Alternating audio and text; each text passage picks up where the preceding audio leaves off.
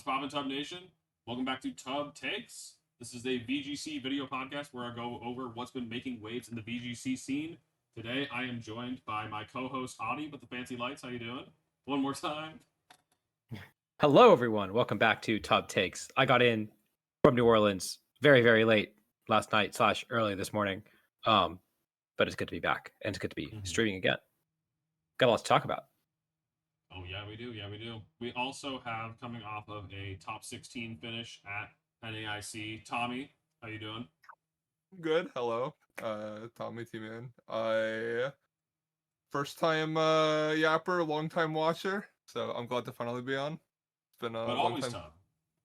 Always Tub. Let's go. Is NA washed? I mean, that's the question. And Nails, what's your answer? How you doing? NA might be washed. I mean, I should know I lost to an NA guy and cut. So, like, I'm washed. That is definitely going to be something that we'll be talking about later, of course. But yeah, Nick, you ended up finishing. Pardon me for misremembering. Is it top 16 or top 32? I know you got cut. Right? Yeah, I lost first round of cut. No bye, Gotcha. just yeah, did okay. But yeah, anyways, we've got a couple of subjects here today to talk about. A couple of tournaments going on this weekend of various degrees of importance, and we'll of course be recapping NAIC over the past weekend, and like basically how that shapes up for Worlds invites. Maybe do like a little bit of a season recap now that we're done talking about we know who's qualified for Worlds, so we can talk about the system and stuff like that, what we liked, what we disliked. But regardless, if you have any questions about that, questions for our guests about their teams and stuff, feel free to put them in the Twitch chat. We'll be keeping an eye on it to answer your questions. And if you're here now, but you actually, you're not going to be able to watch the full thing, or that you'd much rather watch it on YouTube, !YT in the chat here. It is usually uploaded a day later. So, yeah, check it out over there on Adi's channel. And with that, I guess let's go ahead and get started. With a very minor thing, I wanted to start off. I like to sometimes get the quick stuff done at the beginning, but VR is doing a tournament this weekend, the June Challenge 2. I believe the first one was pre-NAIC, but now this one is post. It's the same weekend as Japan Nats. Not that that's going to conflict with anybody but Japanese players. So if you wanted to start your practice for Worlds, you might as well check this one out. Another thing that's really cool about this one is that it is another opportunity to play VGC on your Switch 2 if you have one. If you're at home, there's nothing stopping you from playing your Switch 2. You don't need to be able to dock your Switch. So, cool reason to play in this one, and then obviously the practice as well. I think the most important thing to mention about these is that this is probably not going to be the only one between now and Worlds, and these are basically the biggest meta influences that happened during the break period between NAIC and Worlds. Of course, this is the first time Japan Nats has been post NAIC, so that's probably going to be the single largest meta impact.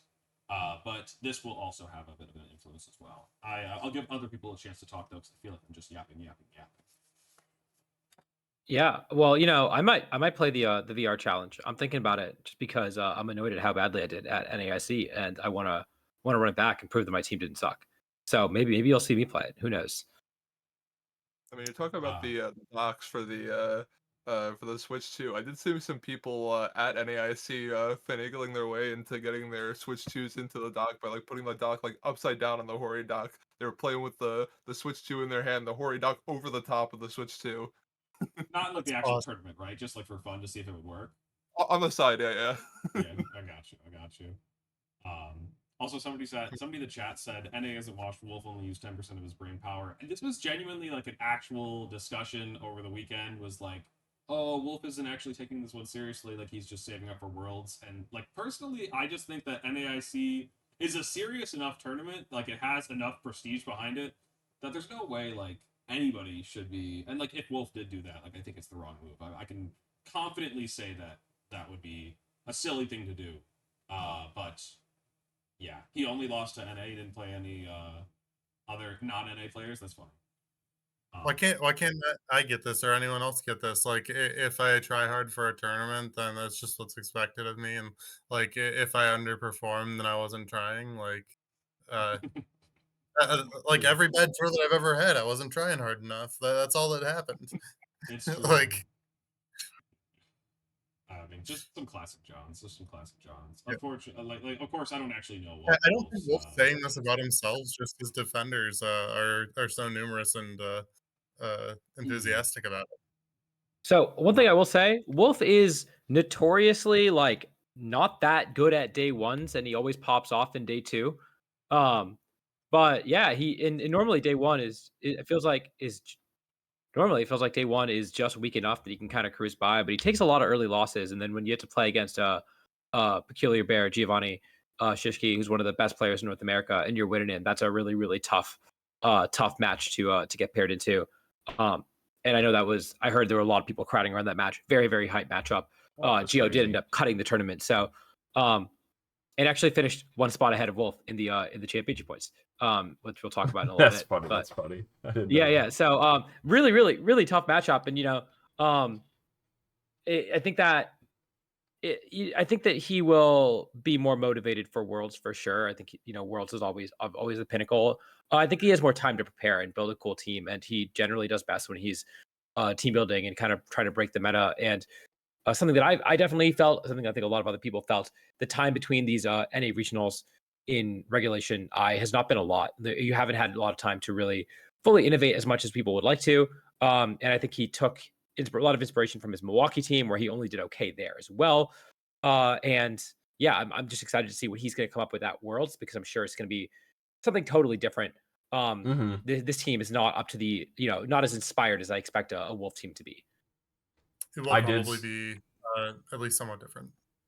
I did see that Chris Wolf was in fact the best Wolf at NAIC. That was pretty fire. I kept like, not like kept, but like anytime I would want to see like, oh, like how is Wolf doing, I would type in Control F Wolf, and he was not the first result like every time I was doing this. And so I was like, I genuinely have to type in Glick to find him faster instead of typing in Wolf, because Chris Wolf was going nuts. I don't actually know how Chris Wolf ended up finishing overall, but I think Chris Wolf made day 2, so shout outs to them.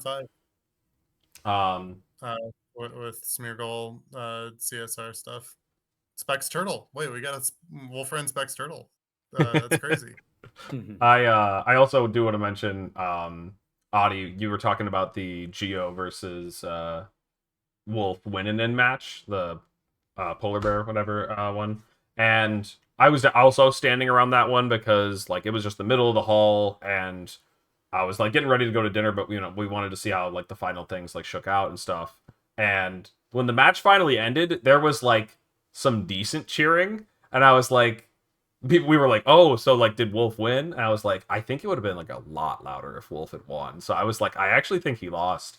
And my intuitions were right, but that was actually like kind of how I got my like initial guess in. It was just like, I think it would have gone, like it would have been like a very loud pop off if Wolf had won his win, and I don't know, kind of funny. I also don't think it helped that it was not only Wolf playing on that table, it was Wolf next to Benji, who we were watching, but also Cybertron was playing directly next to Wolf. So like all 3 of those matches had everybody like looking at them at the same time. It was really, really hard to figure out what was going on if you weren't like specifically staring right at the screens. This is a very stupid tangent that is it Patrick or Patrick? I don't know. It has made me realize in the so you guys remember how like Wolf did his whole like, oh, also I won the GC thing.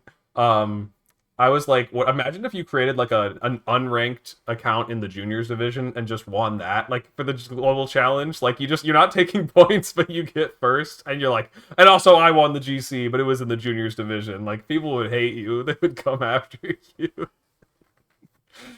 It was a really stupid bad idea.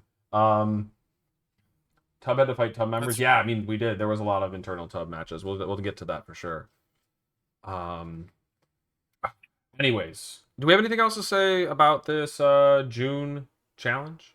I don't really think so, but again, we'll keep an eye on that one. But mostly, I'm going to be keeping an eye on Japan. Japan this coming weekend. That is the exciting one. They are. It's funny. It's big green text here. They are allowed to use the Switch too. I remember hearing about that last week. So, yeah, that is really really cool, and we'll probably have some good. They always get to use like spectator mode as well. It feels like so it's going to be pretty cool production value on the stream side, and in terms of just like watching the matches, some very high level matches to check out from the players that they are all qualified for Worlds, but they will be competing for the travel awards. Yeah, everybody's getting one. It looks like basically it's just top 4 or bust. I think maybe there might be some other. I don't know. There could be like cards and stuff like that as prizing for the rest of like the more in between placings, but everyone's gunning for top 4, or of course winning the whole thing just for the glory of it all, that trophy It's and everything. with every tier up as well. The Japan players, they haven't had good prizing before, and they still don't have especially good prizing. It's all just Mhm. for the love of the game, and they've got a really strong scene just off of uh, less tangible rewards. Well, that's only sort of true. Yes, the rewards are less tangible, but also they have a much lower investment circuit as a result, right? So, Yes. you don't need to spend any money to play in Japan Nationals qualifiers. You have the one in-person tournament, which is the one tournament that there is actual like prizing now, for getting top 4. And so, yeah, it's a much more lower investment circuit. Um, and I think they do have like grassroots tournaments. I don't know what the prizing look like, but I heard that there was a grassroots tournament that had a travel award to Worlds this past weekend as well, hosted in Japan. Mm-hmm. Also, I did turn on the screen share. My bad. So you guys maybe Yep. can follow along now. Anyways, I was seeing some of the comments in the chat. Like it was funny because people were talking about like Japan doing well this weekend. There being some hype stream matches. Like one of the most hype stream matches was against 2 Japanese players at 9-0. Just it was crazy how much they came over here and just like washed us. I mean, they also had a very good conversion rate to day 2. They had I think 15 total players from Japan. 12 of them made day 2. If you compare that to NA, I think NA did a lot worse for how many players we had convert from day 1 to day 2. It was probably like I don't know, definitely below Yeah, I mean, 50%. you're always gonna get the higher quality, like more confident players traveling. So It's we've true. often done the same thing for when we go over to Europe and we have like 100 USA players and 25 of them make them, and of course 25% of the Europeans didn't make it. They're like 80% of the field, and like only 12% of the field makes it through. So it's like, um, No, yeah. this was a joke. This was supposed to That be a said, joke. 80% of Japan making it through day 1 is a pretty sick conversion rate, Mm-hmm. and that's like generally higher than we ever see over here.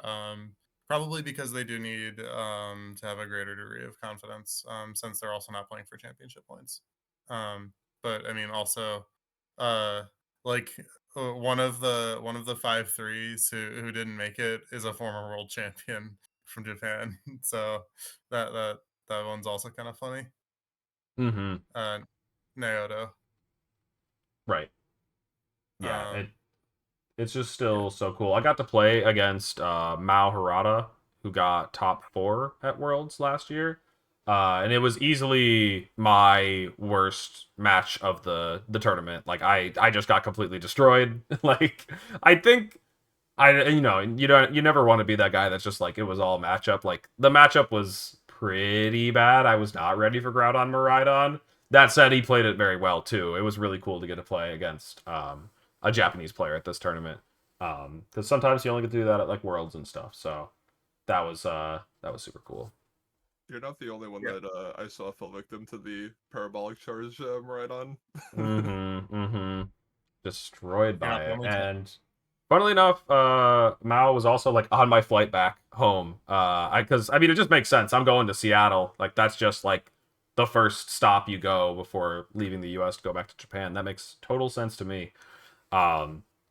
But yeah, I got completely washed by him, and I believe he will be. Speaking of Mao specifically, he will be at this tournament. I had asked him. I was like, did you qualify through the qualifiers? I think he said he got in on the third one, and that it was like very stressful. And I was like, I can imagine. Why wouldn't it be? But yeah, I got in through the third global challenge, and I think made it through the next stage. I don't know if there's like a full He actually list. Maybe there is. If you click, there's a This link one? to the previous stage. Yeah, that has the top 64 players who qualified, and he got 11th, and he used the same team that he qualified for at the best of one in the best of three circuit as well, I believe. He used the same team to qualify. That he used the same team that he used at NAIC to qualify for this tournament, which is pretty cool. Oh yes, Oh. yeah. I don't want to see this again, dude. This was. Oh wait, no, this is probably the NAIC one, is it not? This is the NAIC, but still. This is the NASD, but he also used Gravestar on the right on, Groudon. Slightly different. He didn't have a Flutter main, but similar team. Did I say hi to him? He might have seen me. It was funny. I actually ended up sitting behind 3 other Japanese players who I might know their handles if they mentioned them or their names, but one of them turned around to me. They were like literally all 3 of them in a seat in front of me. One of them turned around to me and said like, Alex Underhill? And I was like, yeah, that's me, Lexicon. And then they like kind of just turned around afterwards. Like I was just like, hi. They didn't really say much else to me for the rest of it, but it was still cool. But yeah, very cool team. Okay, so back to... I'm getting lost. Okay, yes. We were talking about Japan Nats. So somebody did ask, are we going to do a watch party for this one? Decent chance. I mean, speaking for me personally, like, I can definitely ruin my sleep schedule if I want. The wife is out of town. No, but actually, Gina is out of town. So, like, I mean, maybe I'll just do some kind of degenerate stream to watch it. Or maybe I'll just go to bed early and watch it in the morning with Audie or something. Japan I Nats think it does not start at an unreasonable time either. What's the time? Let me see. Streaming. It starts at 12:30 UTC, which is about, I believe, 8:30. I think it's actually right now is around when it would start. Yeah. Oh, that's when it's been so that's a really nice time. Will they stream juniors and seniors? I think they sometimes do for like the very end of it. By the end of it, I mean like maybe like finals, kind of like what we do at NAIC. But yeah, definitely there's definitely a possibility. And also yeah, somebody asked about VR. I wasn't planning on doing VR. But again, also maybe a possibility. I might do VR. We'll see. Okay. Nice. I got my Switch 2. I think will Capture Card work on Switch 2? It will, right? It's just the same thing. It's just an HDMI, right? I figure. Yeah. Okay. That might stream it. We'll see. There's been a lot of chat, which definitely appreciate y'all, but I'm just trying to make sure I'm not missing anything. So I'm scrolling through, looking through. But yeah, if I didn't respond to anything, of course, just post it again. And then if I don't respond to it again, I do hate you. Anyways. For other things about Japan Nats, what is the structure? I would like to know the structure. We might have talked about it before. I want to double check. It is double elim? It's probably in venue and schedule. Oh. Best of one, double elim, closed team sheet until top 8. At which point the 8 players will remain playing in best of 3 matches with open team sheet. I assume that they continue to be double elim from there, but I don't know if there's like a reset of the bracket. Oh, that's new this year, right? Or maybe last year, including Nature's also funny. They got OTS plus. They did this. They've done Swiss for most of VGC history. This was the same as last year. Okay, so last year it was new. Sure. Nails got a Switch 2 from the competitor for kit. Seems like nobody else did. Dude, there was the stupidest thing going around. Wait, so Tommy, this is a stupid question. This is just like what we used to do back in the day, right? Like I'm just thinking about it. Like best. Oh no, we didn't do double elim. No, that would be even before my time. Like back in the age of like the lotteries when we used to do stuff like this. Right, think but that we was like Single Limb. they didn't have best of 3 ever, right? There was never best of 3. Oh no, it was best of 1. Yeah.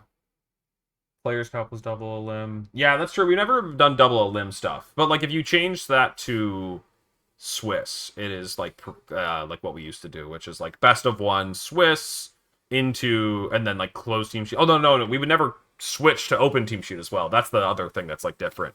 So actually it's not that comparable. Never mind. The only time I ever like switched mid tournament was in between day 1 and 2 of Nationals, when it was still called Nationals. I think Okay. back in like 2016 or like we did used to, because people used to have their team list like, or like they would be on stream and they'd kind of get showcased, and then some people got mad about it. So they ended up releasing all of the team list for Game 2 after like 1 or 2 like really bad situations on stream that happened. Yes. They also publish standout teams on their website between day 1 and day 2, right? Yeah. They Yes. did Yeah. do that, Only a and few it of was them. really awkward when you were in a building group and one of you scrubbed out and the rest of you were still in. They posted me on Pokemon's page when like I missed day 2. I mean, like it was like in 2016. The standout teams are always teams that miss day 2. Yes. It's like these guys, they're out of the tournament, but their teams were kind of dope. And it's like, yeah, but my buddies, they're still there. They're still going. Yeah, right. And also, it's like they're standout teams, but like they also didn't make it. Like it's easy to build a standout team that doesn't make it, man. Like that's kind of not the point. Well, yeah, they have to go like 6 and 3 to make it into the article. So Yeah, right. Yeah, Well, you know, this like the standout Pokemon from this weekend, Scovillain, right? yes. I was thinking of Almost- ESM the whole time we were talking about this. ESM would have been a shoe-in for that article in a past year. Yeah. Okay, so yeah, this is going to be a very exciting one to watch this weekend. I mean, I'm super looking forward to it. This is the first time, like ever, I believe, that it's after NAIC. So usually we let them last minute influence our metagame, and then a lot of people will rip some of the best teams. This time around, Korea kind of filled that void, though I don't know if the Korea team directly did that good at NAIC. I guess we'll have to look a little bit. But yeah, like yeah, I can talk about this a bit. Like the standard timetable for NAIC is in the weeks leading up. You just try to get yourself in a good spot, like have a team that you like, and then Japan Nats happens on Saturday and Sunday morning, and then you have like 5 days to figure out, okay, how much of this is fake, how much of this is real, how much of this is other people gonna pick up. Do I want to rip any of this stuff? Oh man, wait, this is broken shit. Oh, okay. Entire prep goes down the tubes. We're building a new team. We're taking like 5 of these mons because it's clearly broken. How do we make it work in best of 3 for mon 6? It was just a yearly tradition. Sometimes more, sometimes less. Like, but like every year there was stuff from Japan Nats that was just really novel and tended to be pretty good. And so yeah, not having this year for NAIC was it was a bit of a bummer. It's always a good time. it'll at least maybe influence Worlds, and of course we'll have to see if the reverse happens if we see some of the best NAIC teams feature over there. We will get to see it the other way around. But they also do just genuinely play a different tournament. They have this like closed team sheet part that is like very much could reward some of the stupidest stuff you've ever seen. I think last year we saw like Terra Ice Blizzard Kyogre with Snowscape Tornadus. That was dope. I'm looking forward for AV Calyrex Ice to make a comeback, because that guy is not surviving in open team sheet, but it is so gas in CTS. I think there was like 3 in like In the top deep 8, in top 8. I will also never forget the turn where both Calyrex Ices click crunch against each other. It Turn was 1. so good. Yes. Yeah, that's so true. Notably, like a few of these players did attend NAIC. The one that I know made day 2 is Kosakide. And I'm curious if these players are going to bring the same team as they brought to NAIC, because obviously it's a pretty big disadvantage if you are playing open team sheet versus closed team sheet. I assume that most of these Japanese players will have access to, Poke data or whatever to look at their teams.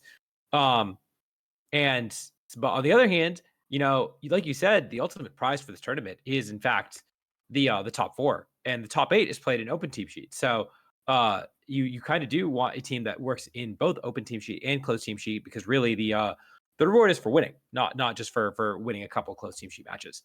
Right. And, yeah.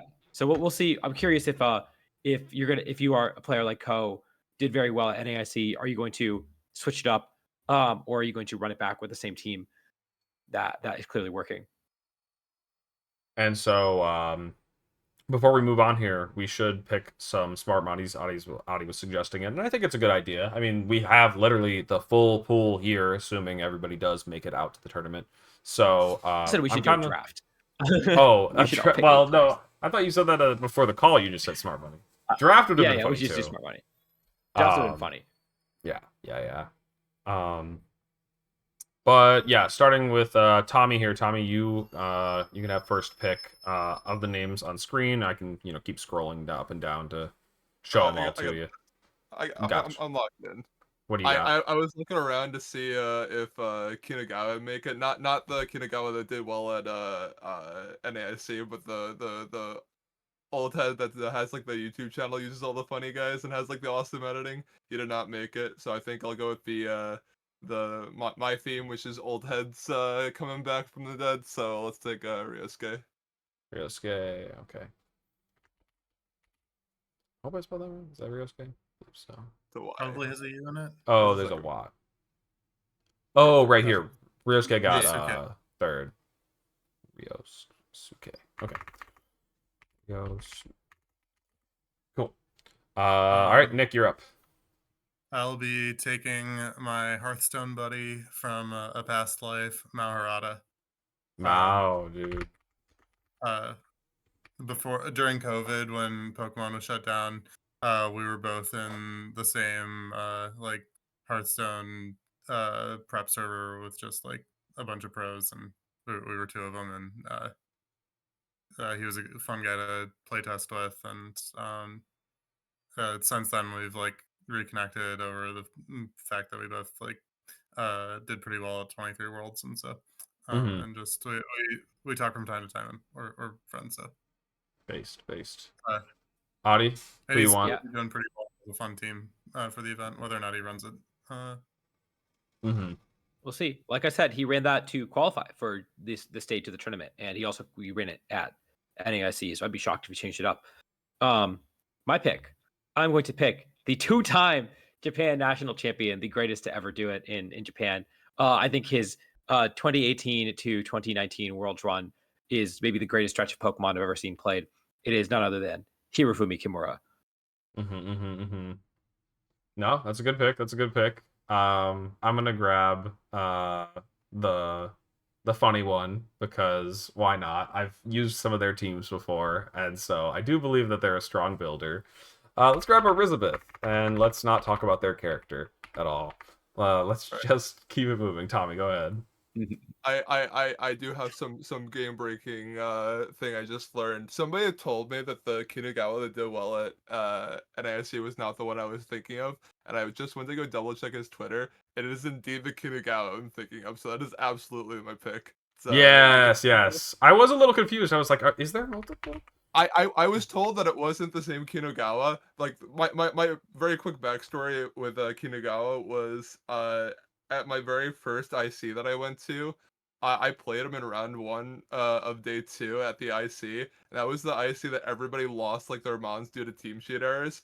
So he rolled up into round 1 of day 2 and smacked me around with a 5-mon team, and then carried my ass into cut.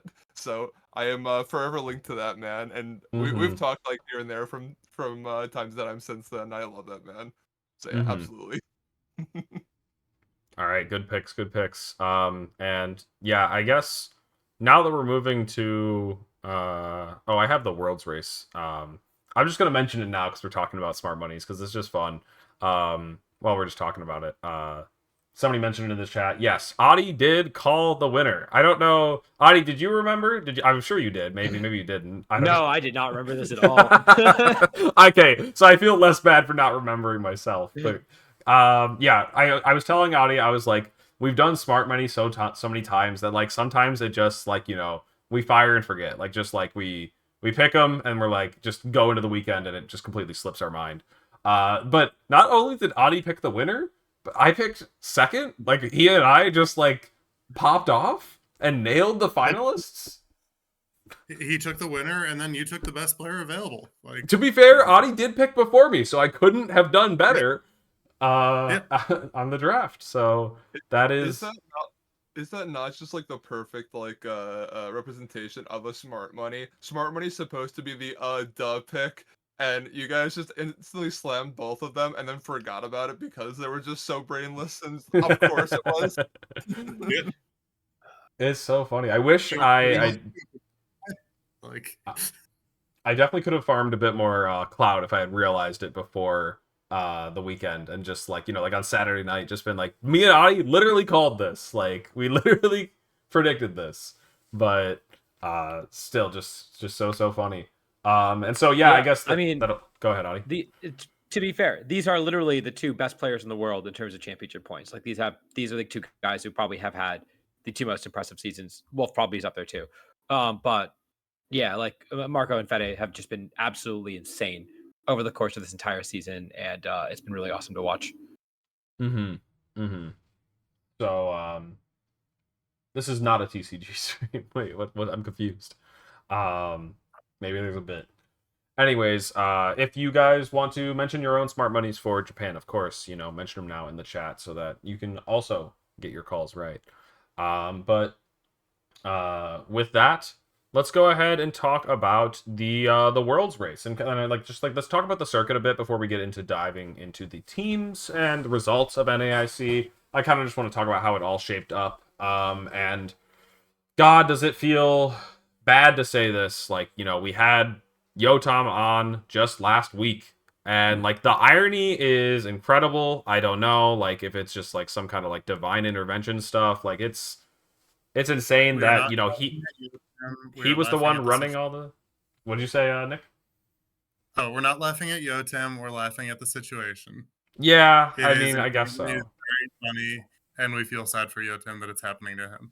Yes, pretty accurate description there, but like just insane. I even was rewatching the stream today, rewatching some of the matches. They like Joe Brown interviewed him on stream, and he was just there saying like, you know, like 900. He's like, I'm nervous. Like I don't think 940 is going to be enough. I need to get like so and so finished to lock it up. And I mean, he was right. Wow, it's just so crazy. Tommy, go ahead. He had like nothing else he really could have done. He had like all of his locals points. I'm pretty sure it was literally just it needed to happen in the exact way, and it broke the exact way that it had to be. His projection was spot on, by the way. Yeah. Adi, what were you gonna say? Oh, I was just gonna say, big shout outs to Yotam and Austin Lay and Andrew Whitman for kind of putting all this together, right? You can see this is the live tracker. Not as important now that the tracking has been done and the tournament is locked in, but being able to keep track of all of this as the tournament was going on, watching as the championship point bar changed over time, as people got more wins, as people got knocked out of the tournament, was so much fun. It kept me engaged with the tournament despite being out of the tournament very early. And yeah, so again, it's a shame that Yotam is the person who got left out. It is a little, you know, we did, I think, all acknowledge the irony there, but yeah, it was just a really cool experience. And you know, knowing what the bar was looking like over time, knowing exactly what so in the case of Yotam, right, to give you some context in the tournament, that meant that once we saw the standings and once the standings were locked in, we knew exactly what the situation was for not just Yotam, Steven, Eric, and I think Zach was technically eliminated going into top cut. But we knew exactly what those three needed from the other Americans in top cut, including Nels, who failed Yotam. It's actually Nels' fault. We knew exactly what they needed from top cut, how it needed to shake out for all three of them to potentially make it to the World Championships. On the European side, we knew exactly who was going into Top Cut with a chance to make Worlds. I believe it was Marco Maros, Tom Winters, and Kay Way or something like that. I forget exactly who it was, but they also knew exactly what they were rooting for. And at the end of it, there was only actually one player who bubbled into a Worlds invite because of the auto invites, because both Marco and Fede already had their auto invites, and the third one went to a Japanese player. That was Marco Maros from Italy, who I was talking to in day one, and then also because he was obviously very nervous as well. And then in day two, I ran into him, and he was very, very excited because once the matchup between, I think it was Francisco and Eric Rios, was locked in for top 8, he had guaranteed his Worlds invite, and he was saying he could not watch the tournament. He was sitting in his hotel room waiting for someone to call him to tell him that that he had made it or missed it for Worlds. Just absolutely nerve-wracking. And then he was very excited when he came to the venue, knowing he had locked in Top Cut. Knowing that he had locked in a Worlds invite. So all that being said, oh my God, that was so much. It was so much fun to watch. Obviously, a lot less with no stakes on the line. Another highlight match from the tournament was Jody versus Rishi in the last round of Swiss, which honestly they could have streamed because both those players were playing for their Worlds invites despite being locked out of Top Cut. And Jody did beat Rishi, giving him a 1-point lead over Rishi in the championship point standings when they were both super close to the bubble, coming down the stretch. And thankfully and lucky for both of them, they both did make it to Worlds.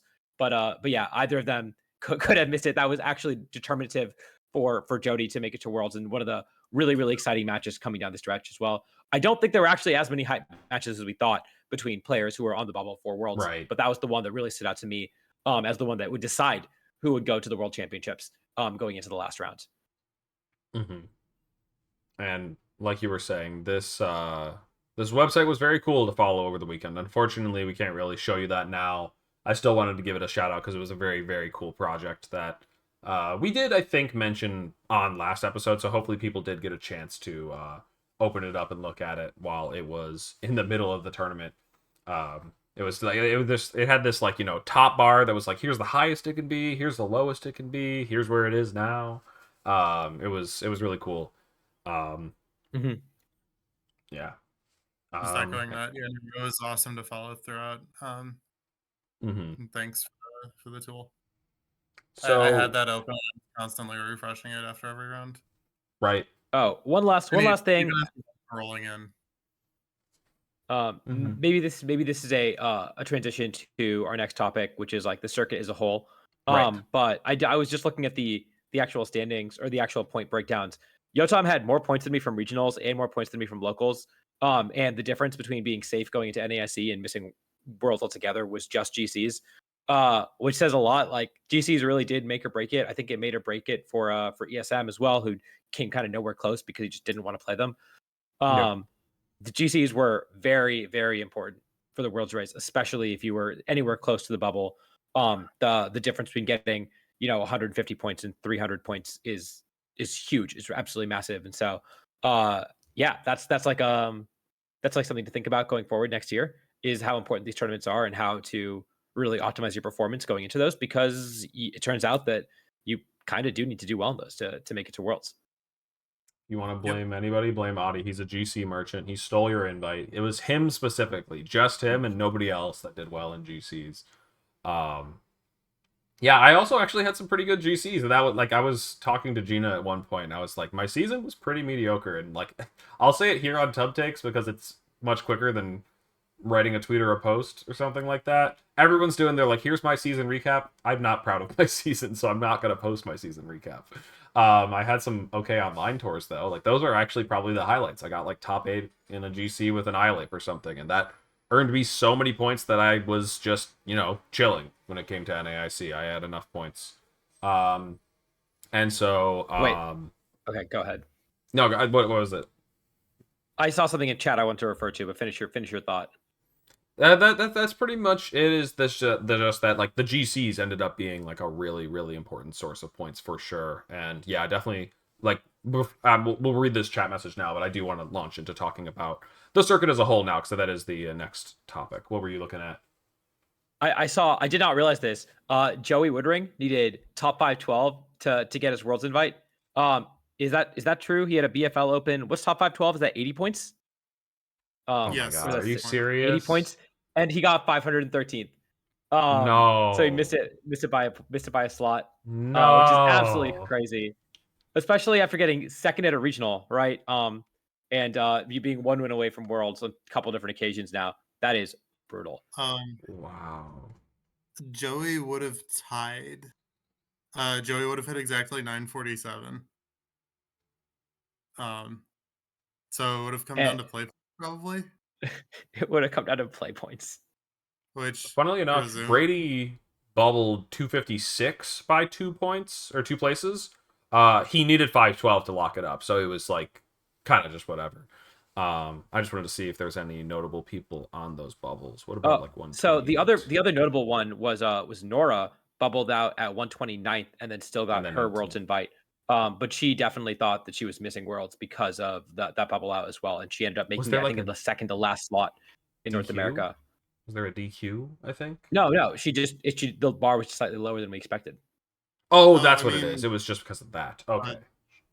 Similar boat. Stephen Schmidt was 133rd and would have the extra points from like bubbling in. It was like less than one of resistance. So Stephen Schmidt. Oh, so Stephen Schmidt was actually on the bubble then. Yeah. Dang. So who are we blaming? Wow. We're blaming Kevin Swastik for this one, right? This is K Swastik's fault. Oh, did you click on the schedule or something?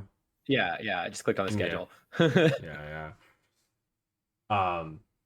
Anyways, let's talk about the circuit. You know, we have 3 people here who qualified for the World Championships. Tommy, I'd also be happy to have your thoughts as somebody who wasn't really gunning for Worlds, right? I mean, I have some thoughts on the World's structure. Why don't you start us off then?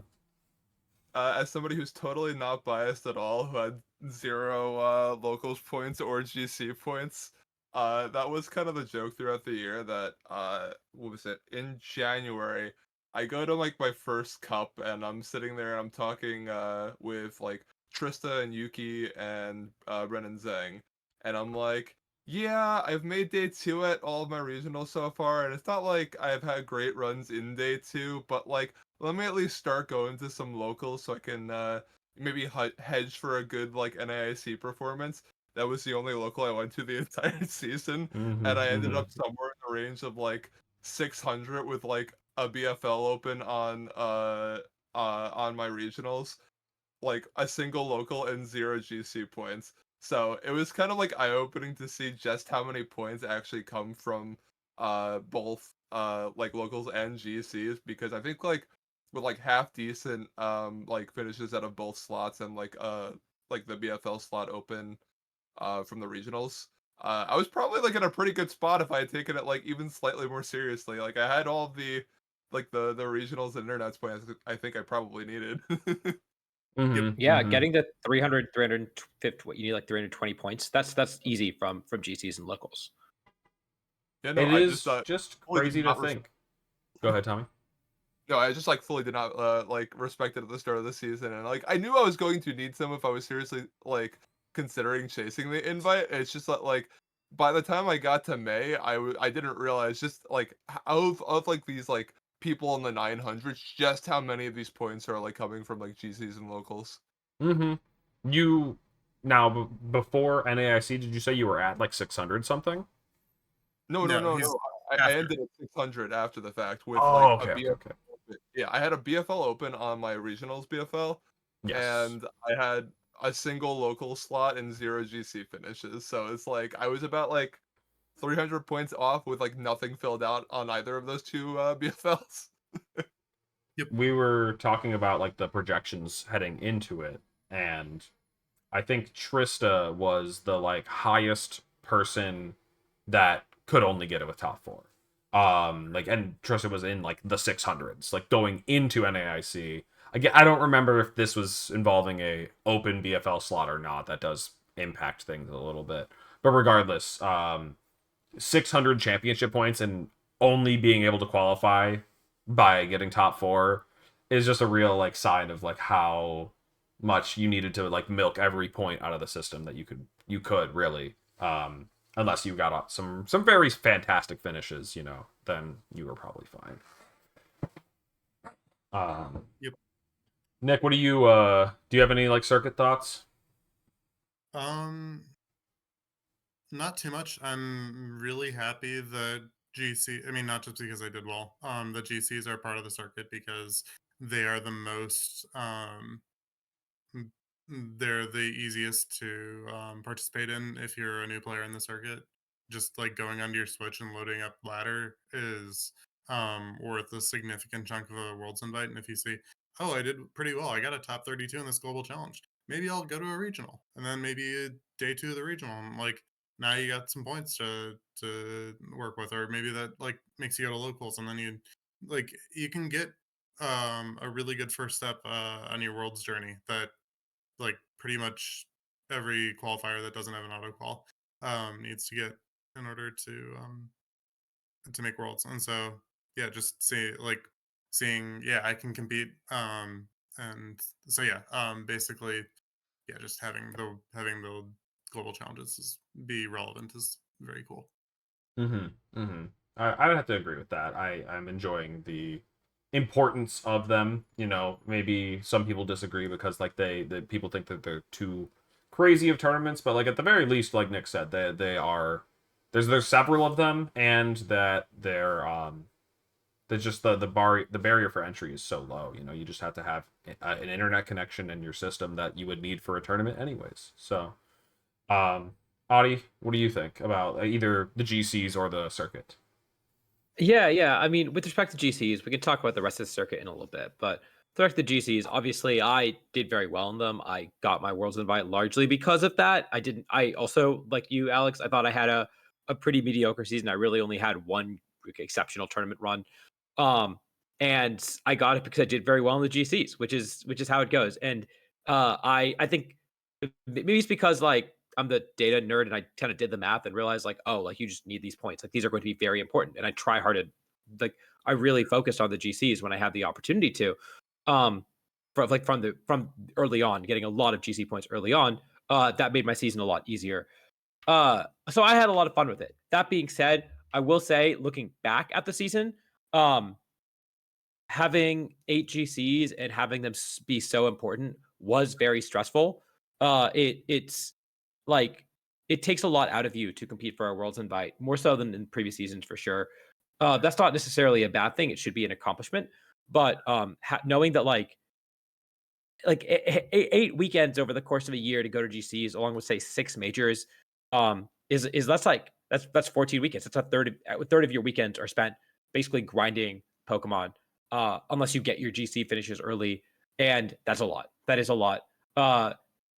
It's yeah, that's the one thing that is like a big downside. Obviously, like it is nice that you have the opportunity to skip a weekend because either you have a regional that weekend or because you just have something else going on. I know I had a family vacation for one of them, so I only played in 7 of the GCs. And one of them was during a regional, so I like really didn't play that one. I think I got like 40th in that one anyways, but I barely played that one. But like it is nice that you have enough options that you can skip them. But if you do really like optimize and you're doing your best to get a Worlds invite, it can be very exhausting. And I think the GCs play a big part of that. Mm-hmm. I played in 3 of the GCs, and one of them I played in 5 games and then stopped below 1500 and got 35 points from it. I also top 8 of the other 2, so like maybe people just need to do that. Agreed. Good Well, advice. but you say that, No, but like no, I see but like, people going and having 35s on their record when they're going to Worlds, and like you literally played in like 5 games to get to 35 points. What do you mean you only got 35 points from one of your top 3 GC finishes? Like if like Yeah. I get it if you have 80s and 65s across the board, that's fine. Because that's like top 64s, top 128s. If you're getting 35 points from a GC, like you're just not trying hard enough. Like you really that's not a high bar to clear. Cancel him. Kill him. Take him down. Shut off his mic. He's toxic. And no, I mean, you're not wrong. Like I would have, if I had, what would it have been? I would have needed, I guess, just another top 32 on that slot. I would have locked my worlds before NAIC. And I just left myself open to getting variants on the day, or not playing as well as I did, or just like a bunch of other things. Bad matchups. So yeah, no, I definitely took the middle portion of the season not at all seriously. I didn't go to any events during Reg G Part 2. So By the way, yeah. this is the Rafa call-out post because he got 20 points from his last GC finish, and he skipped the GC to go to a local, and then missed the Worlds by 30 points, 40 points. Come on, man. You could do better than Yeah, that. yeah. 20 points. They played 5 Yeah. games and got more points than you. Yeah, I mean, yeah. So, Scrawl, thank you for the raid. Welcome in, people. We're in the middle of talking about the circuit. But anyways, so let's bring it back to just talking about the circuit in general instead of just GCs. And so, I like, what are the, I guess, the biggest points to talk about besides like the top 75? Let's talk about that right now. With the, of course, auto invites. So in NA, ended up going down to 83 because we got 0 at our own internets. We didn't add any to it after that. Oh, And to be fair, we goes down to 83, but we actually did have more auto invites than that, right? I think we had 11 total, at 11 or 12 auto invites total. Oh, whoops. Ashton's down here, right? But like Andrew Ding didn't get top 75. Ashton, Nick Morales, I think, didn't get top 75. Luke Yes. Kroll got second or top 4 at Worlds and Seniors. He got an auto invite. So we have a few other slots there. But Got it. a lot of the people who got auto invites didn't compete very seriously for the rest of the year. And I think that's to be expected. Like either you are like, you are Wolf, you're Carson, you're Riley, you won a regional and you are like super, super good. And you are grinding the circuit and like trying to win money, or you get your invite and you're like, yeah, I'm gonna take it easy. I'm not gonna, really, really push really hard, because to get that top 8 in NA, you do have to play your BF. You do have to play your GCs, unless you're Marcus and you're just broken like that. You do have to play your GCs and you have to go to locals, and that's a lot of effort. So, Right. And so, I mean, we've had this system in the past, way back, and we talked about that probably at the beginning, but now we're here at the end of it and kind of like getting to experience it. I've never actually played.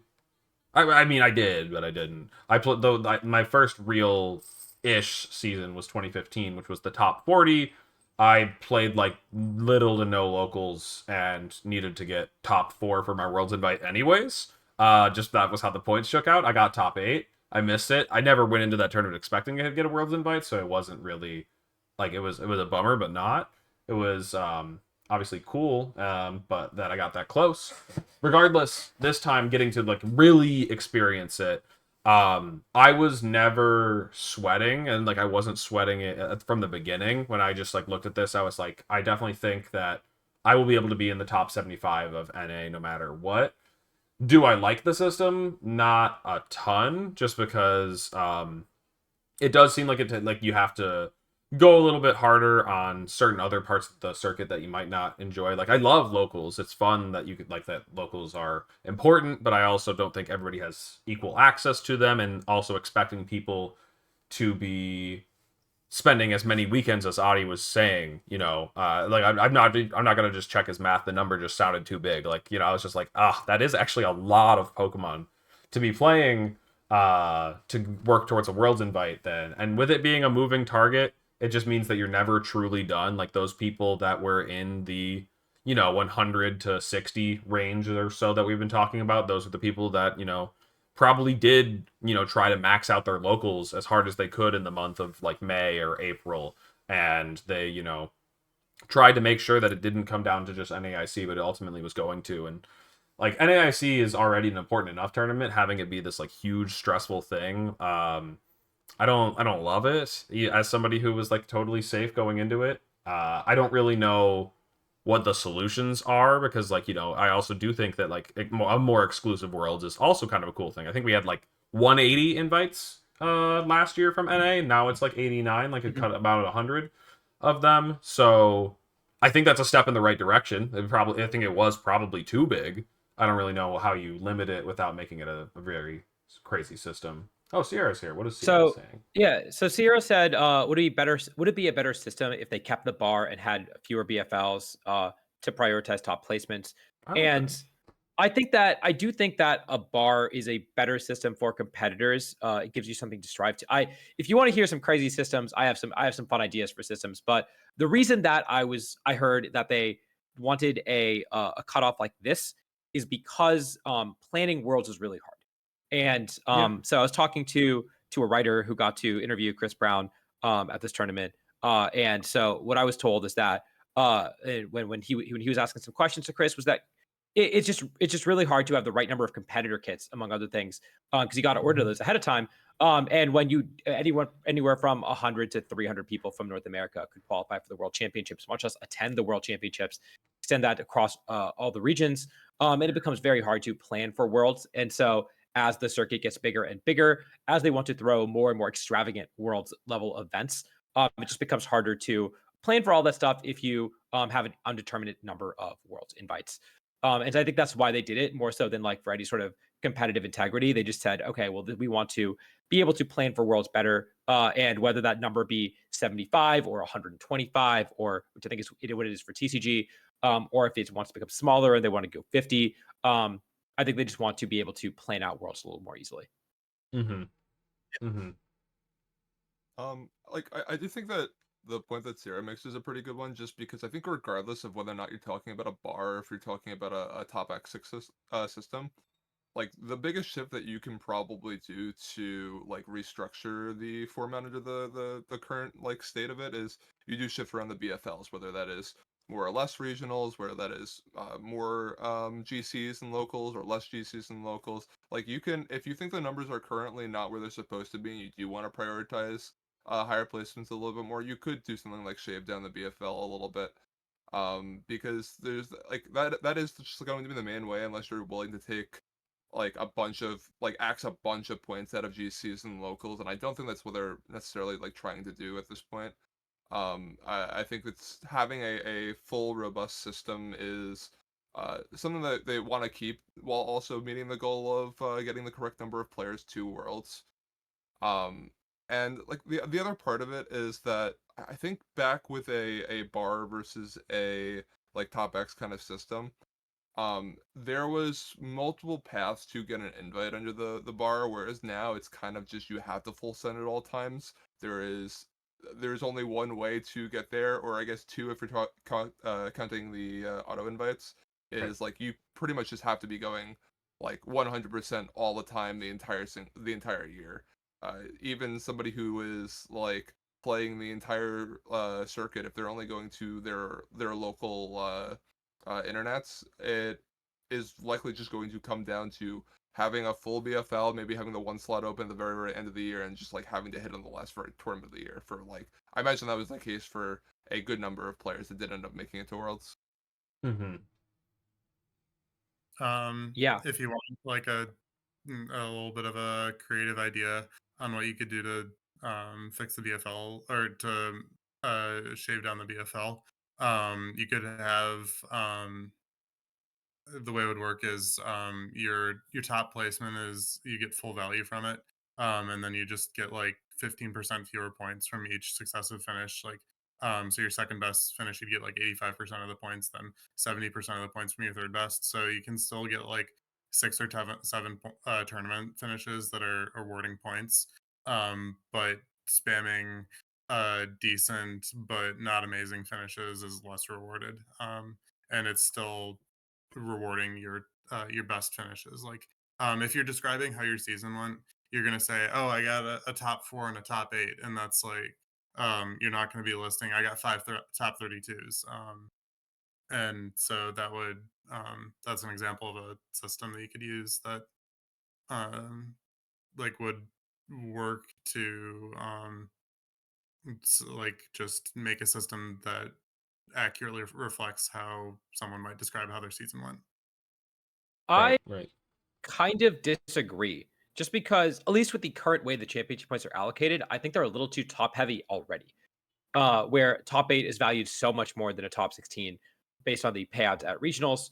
I forget what the payout looks like at internets, but it already is very top heavy. And I think that if you get a top 8 at a regional, it's almost like and you play out and you finish your BFLs, which obviously, like for example, Joey didn't go to enough events to get all of his BFLs.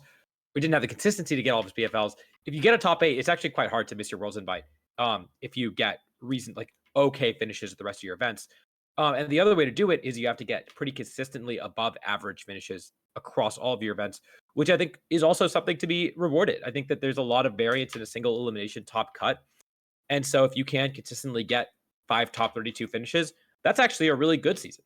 Doesn't necessarily look that way in terms of prize money or in terms of championship points, but I do think that is worth a Worlds invite, and someone who, gets top 4 at a regional and then a bunch of top 256s shouldn't have a better. I wouldn't call that a better season than that. Sure. I mean, I was just responding to Sierra's question about if you wanted to reward spiking harder, that would just be a way to do it. Now, I will say Sierra did touch upon my favorite idea for how Worlds should be, which is that I think that top 75 is a little unachievable for a lot of players, and it sucks that people cut their season off early because they feel like they don't have anything to play for. And I think that people should be incentivized to continue to grind, no matter what, thinking they have a chance to go to Worlds. And so the system that she suggested is that we should have an LCQ for players in July that are above X amount of points.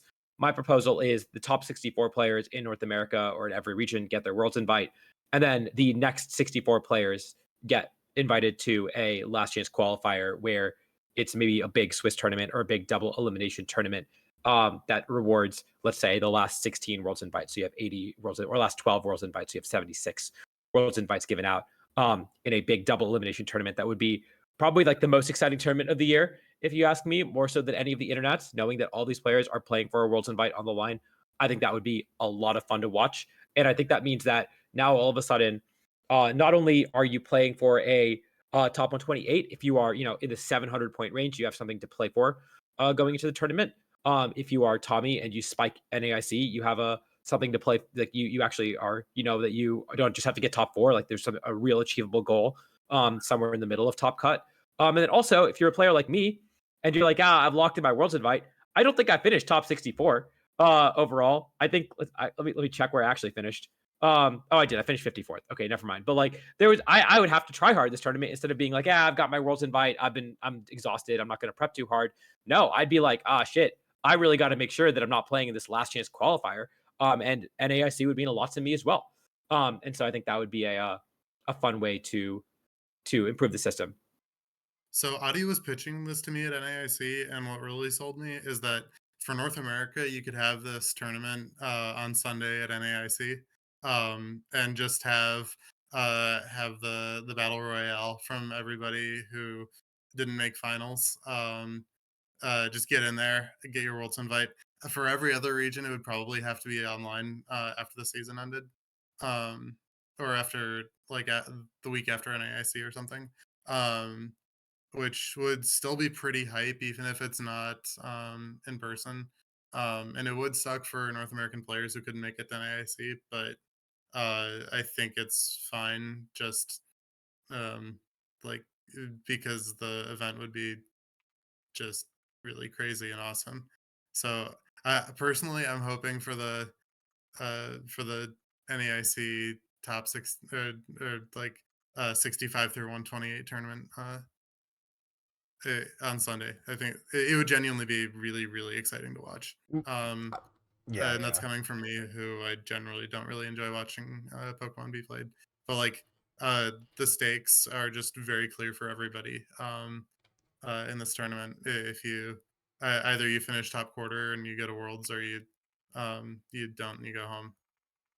It would be just pretty crazy in a good way.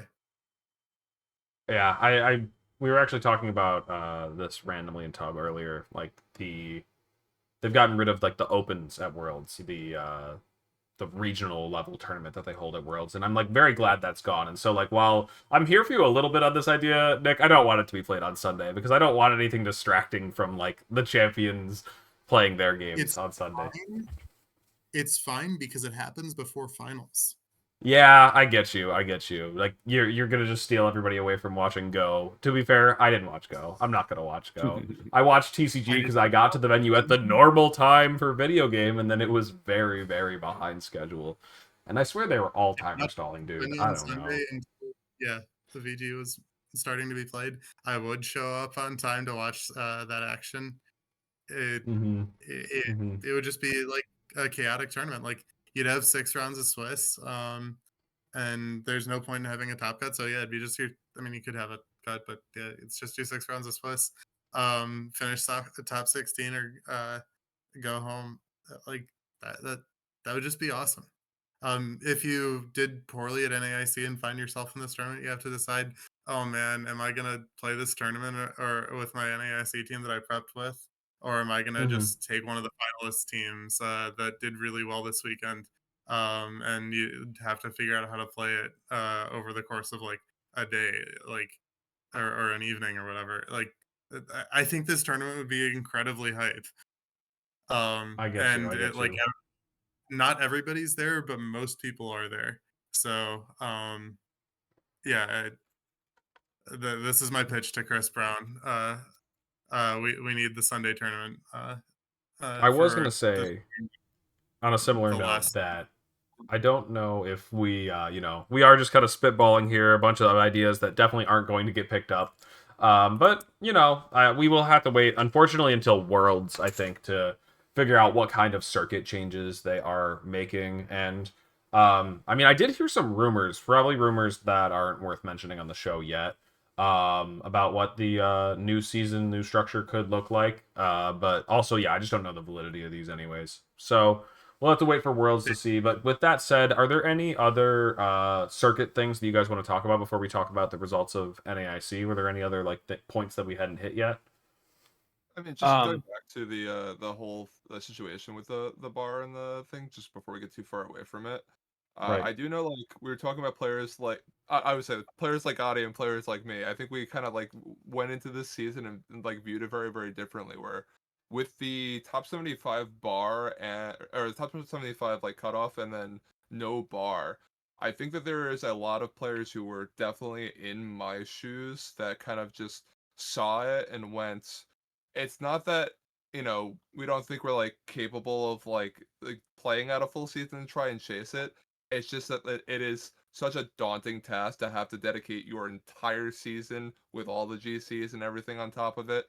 That with it being so exclusive, being only top 75, it kind of just curbed a lot of players like seasons at the door, and they didn't really want to go into the year Mm-hmm. like seriously trying to chase this.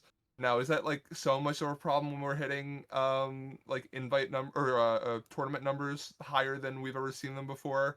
Maybe not the biggest deal in the world, but it would be nice for some sort of change that, kind of gives the players that maybe are kind of put off by a system like this a little bit more incentive to be there at the door. I think something like a tiered invite system that goes down a little bit deeper could help like even that out a little bit, because it really is just like how exclusive it is, and Worlds should be exclusive, but it's the exclusivity plus I always have called it entering the rat race. Like you're hopping on and you are not stopping for the entire season, and that is just that's a lot. And I Mm-hmm. definitely know that there were other players in my shoes. Right. Adi, were you gonna add something as well about it, Um, or a different note? I was so. I could keep talking about this topic. I really could. The question That's is, do we fine. want me to keep talking about this topic, or do you want me to change it? I'll be honest, Adi. I was moving it along because we do got to talk about the teams, but also like Okay. I'm very much like just bad at this. Like I put this topic in there and like I think it's important to talk about, but I'm just kind of listening. Like I mean that is kind of the job of the host anyways. Go ahead and please yap. I do want to hear your thoughts. Okay. Yeah. No. So with respect to going into details, I think that the locals were pretty much perfect. I don't think that anyone missed their Worlds invite because they didn't go to locals. The amount of points you could get was about a quarter of your invite, and it felt like a formality. I do think that should people be obligated to go to locals to chase a Worlds invite, Probably not. Like, we don't really need to have Worlds invites, but we don't need to have locals. But we also don't need to have like regionals either. We could just do a Japan system where it's all online, and people don't want that either, right? We play the game because largely for the social aspect of it. And so, if we're going to continue to have locals, I think this was a reasonable amount of points where everyone was, plus or minus 80 points of each other as far as local points goes. That was seriously competing for a Worlds invite. Although, like Tommy said, it does mean you do have to kind of commit to it early on. Most places, I think, it is pretty feasible to go to the locals you need after you get a couple good results and decide you're going to chase a Worlds invite if you're waiting to get a good regional result early on. Like, not everywhere. Some places have very few locals, and that's more of a problem with places that have few locals, more so than locals being the local points being unachievable. I think GCs, I think 3 is a good number as far as the 8 GCs goes. Like, could you cut it down to 2 GCs? I think the people, like, honestly, like, I kind of wish it was 2 GCs because I got my 2 top 32s pretty early and then kept playing them to get a third top 32 just in case those 40 points mattered. And that is like, I could see it being reduced, and that would make it less stressful for people who do like get good results early on. So that's one thing that I would like to see changed, because I do think that GCs playing this much of a role is pretty crazy, and a lot of people had 1 or 2 good results, but getting 3 good results is actually quite difficult, even for nails. And then I think for regionals, the 5 regionals is pretty ideal. Like, I think there are people who qualified going to exactly 5 events. My plan was to go to 5 events, and then I saw how cheap Atlanta was and I booked it, and I'm very happy I did. But like, as long as Worlds is achievable, going to 5 to 6 events, that's okay. If you had to go to more than that, like, if you have to go to significantly more than that, it kind of sucks. And yeah, I'm just thankful that you don't have to go to more than that. But if you do want to go to more than that, you are encouraged to, and it makes getting a Worlds invite much easier. So overall, I think the circuit was really, really well done this year.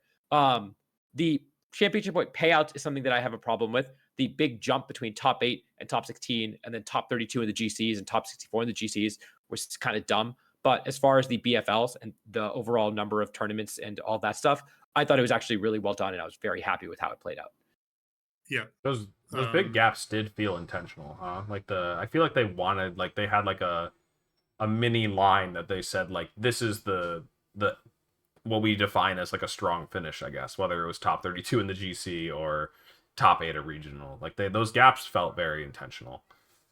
Yeah, they just they correlated with the shift to asymmetrical cuts, where top 8 at a regional became way less significant than it was in past years, because you could go 11-1 and top 16 and have had an amazing tournament and be getting like what was it, like 60 or 70% of the points of the next bar up and like half of a win.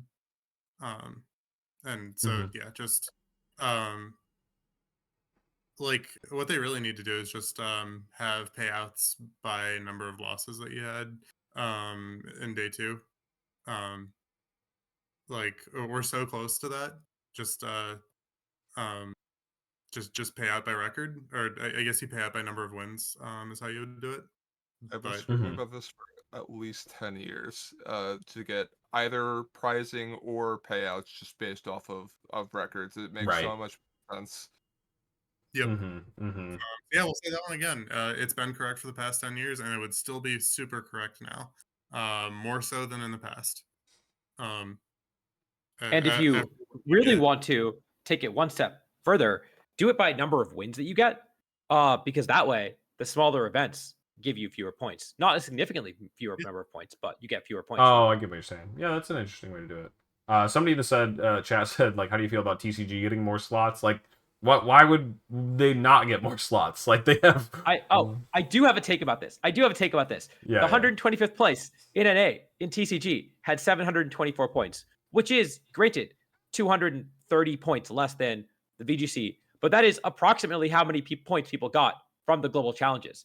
So at the end of the day, in terms of regionals and locals, TCG and VGC actually had basically the same bar in terms of the number of points you needed to get from your events that both of us could go to. Yeah, so it actually worked out really well. That's actually, that is so funny. I didn't know that. All right. Well, TCG has bigger events, so just they have more people competing for the top placings. So right. they're going to be a bit diluted, and that's reflected in the difference between 75 and 125. But yeah, no, I think TCG having uh uh like a smaller portion of their player base making worlds is I don't know if that's good or bad. It's probably good for the VGC player base. That's all I have to say about that. Like it's Mm-hmm. I don't think it's inherently better or worse. Just I think they're striking a pretty good balance, I guess. If we have more circuit stuff that comes up, we'll either revisit it if it pops up or maybe in the future. But yeah, we definitely got to make sure that we have enough time to talk about the teams and results of NAIC. And so let's finally move over to talking about that now. And so yeah, we mentioned earlier, obviously Adi and I picked the smart money and results. And if anybody was getting if anybody was getting like spoilers from Tub Takes, that would be kind of insane. Anyways, like what? I didn't know who won. And if you are watching on YouTube, make sure to subscribe because next week we are very likely to have Federico Camporese. How do you, I don't know his name. Fede Campo on the podcast next week to talk about Japan Nationals as well as his NAIC run. He said he has his own YouTube channel.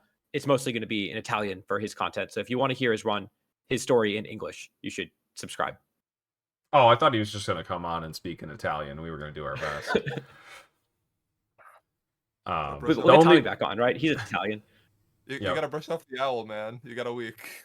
We're getting Jody Salvatore Azzarelli on the channel to translate for us. The only words in Italian I know are the curse words they say to me on Pokemon Showdown, so I will probably not repeat any of those here now. Bring Marco on to translate. I mean, I would love to have Marco on, but also Fede does just speak fine English, so yeah, we don't. I mean, like if he wanted to, I'd be glad to have him. Okay, so this team, honestly, not a lot to say about it. This is one that was on my list of like, all right, these are one of the teams you got to beat right now. The Tang team that won Milwaukee from Andrew Ding didn't quite look like this. It had the Grimmsnarl instead of the Whimsicott and some other slight changes. Like I think it was A Beamer right on then.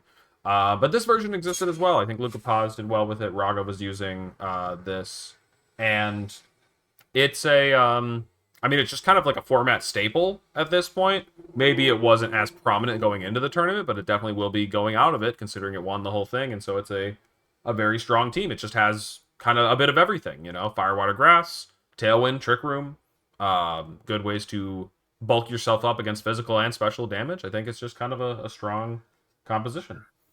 It's got a choice specs and a choice band. It's got everything. You're right. Exactly. And so with that, I kind of have very similar thoughts to the team that Marco used as well. Very much not new, like nobody should have been going to the tournament and been like, oh, I've never seen this before. What are we doing here? This is just, fire grass. Of course, there's no actually a water type on this one. But yeah, this is the plot Shadow Rider version. Some teams go a bit more in on the Sash one with Encore.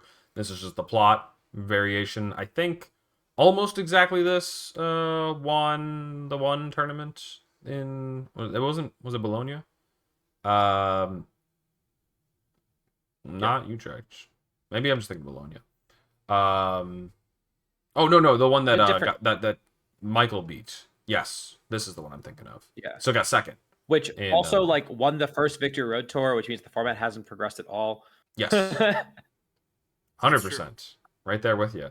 I would still say that these two teams doing well was semi-eye-opening for me in a way that it was like, maybe you don't always need to have the sauce for a tournament. And we've seen that plenty of times, like, sometimes the crazy cool team wins, sometimes the very standard team wins, but two very standard teams winning or going to finals in NAIC was just like a message to me that it's like, okay, you can just be good with a very well-defined archetype, and as long as you're like, mastering it and playing well, you can go the distance. And so I feel like that's probably a good takeaway for people going into Worlds, considering like, do they have to find this crazy cracked idea? Maybe not. Maybe you just need to be really good with what you know. Yeah, I mean, this is calling me out specifically. I mean, it's always format dependent. Like, there are formats where you need to have the sauce, and there are formats where you don't, and so you just have to be familiar with the format and play test, just like broaden your horizons, and sometimes the good ideas are good ideas, and Marco and Fede showed that this weekend.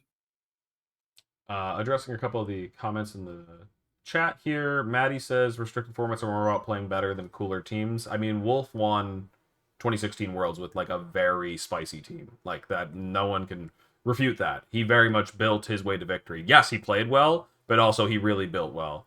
And then I also think Go 2019 ahead. Worlds was also pretty spicy teams that we did not really see coming. Yeah, I think that, like, I think literally in every format you can find success doing both. So I don't think it's ever one way or the other. Maybe there's like a bit more of a split, like maybe it's less 50-50, more 70-30, one way or the other. Regardless, it's just always nice to see proof of one or the other. And then Nerd Now says this I is also the most... think like Go ahead, Adi. Okay. I'll read Nerd Now's take first. He says, is it a hot take to say this tour was the most NA can't play, you can't build tour in a minute? Yes. I think that I have a very different takeaway, which is that the teams that were with Fede's team kind of came out of nowhere. This is more of a like comfort pick for him. He's just a very, very good player. But if you look at Top Cup, there's a whole boatload of CSR Zamazenta, right? And that I think was the standout team of this tournament. It was the standout team of Bologna. And if you look at the numbers, it was also the standout team of Portland in terms of conversion rate. It's just the best team in the format. That's really what it is. The best team in the format did really well, and it just continued to do well. And it just like the turnaround time between Portland to Bologna to NAIC was just not enough for people to sufficiently figure out how to beat the best team in the format. Whether or not this will continue to dominate at Worlds, or people will solve the CSR Zama issue, or maybe they will iterate on CSR Zama and find a brand new way to build it that catches everyone off guard. I don't know. Obviously, we will be trying to figure that out over the next few weeks. But yeah, I don't think this was a NA can't play, you can't build. I think this was just that the players who brought the best team tended to do very, very well and overachieve. And so I guess continuing to move down the line here, I have to like put aside my bias a little bit and say, like, Kazuki's team here is like, I don't know, it's just kind of like another Maridon team. I'm looking at it and I'm like, this is cool as hell. I'm loving this. I'm stealing this. I'm going to be trying this out for myself. But I realize that's just like, as an Ice Rider Maridon player, like, this is the equivalent of seeing like, oh, they ran Rillaboom and Amoonguss on CSR Zama. Like, wow. Like, these are a lot of guys that have been seen on a lot of Ice Rider Maridon teams. So nothing absolutely astounding here, but just a lot of very solid choices, pushing the archetype to its limits. Someone said that this was this is real nerdy. I'm sorry, but someone said this was modest for Rigoraph, and that's why it was doing a lot of damage with Psychic, which is kind of cool. Like low key, really good meta call. That in a format where people are not using for Rigoraph, the Psychic coverage is actually just very good right now. It's like Michael Kelch's without Grim. Yeah, the problem is, like, you're absolutely right, Maddie, but I bet I could find another person who used, like, 5 of the same 6, and you'll be like, oh, it's just actually Rinya's son if you take off the Charizard. So, anyways, Eric is probably the person in the top 8 that cooked the most. I feel like there are some pretty crazy things here. First off, what did ESM end up deciding that this was called? Who remembers? It was... Is it not just Samurai? It's Future Proof. Oh, it was... Yeah. No, it wasn't Samurai. It's Future Proof. Yeah, Future Proof. Yes, thank you, Tommy. Future Proof. I like Future Proof. I think it's pretty solid. Is it like the most obviously clear one? No, but it's like a good name. It's a good name. Not in the slightest. Proof is pretty... It's kind of a stretch. But anyways... Marcos is literally out of balance. Do not encourage him. Do not encourage him. We had a lot of names for this archetype that were worse. There were a lot. Samurai is cool. I like Samurai. The problem, I have mad beef with Samurai because it just sounds like it should be Zacian. Like Samurais, like, they can use shields, I think, but like, no, that's not what people think of. Okay, let's talk about the team. So it's not built like the other ones though, because Zine notably kind of like popularized one featuring, yes, Volcarona and Chen Pao, but I think it had like Grimmsnarl and Iron Hands as well, and it wasn't a Scarf on the Miraidon. And so I actually think that one ended up making a deep run somewhere. Maybe we'll see it eventually. But regardless, Teal Mask. Teal Mask is probably the star of the show here because you don't really see that guy often. Definitely the least popular of the Ogre Pawns at this point.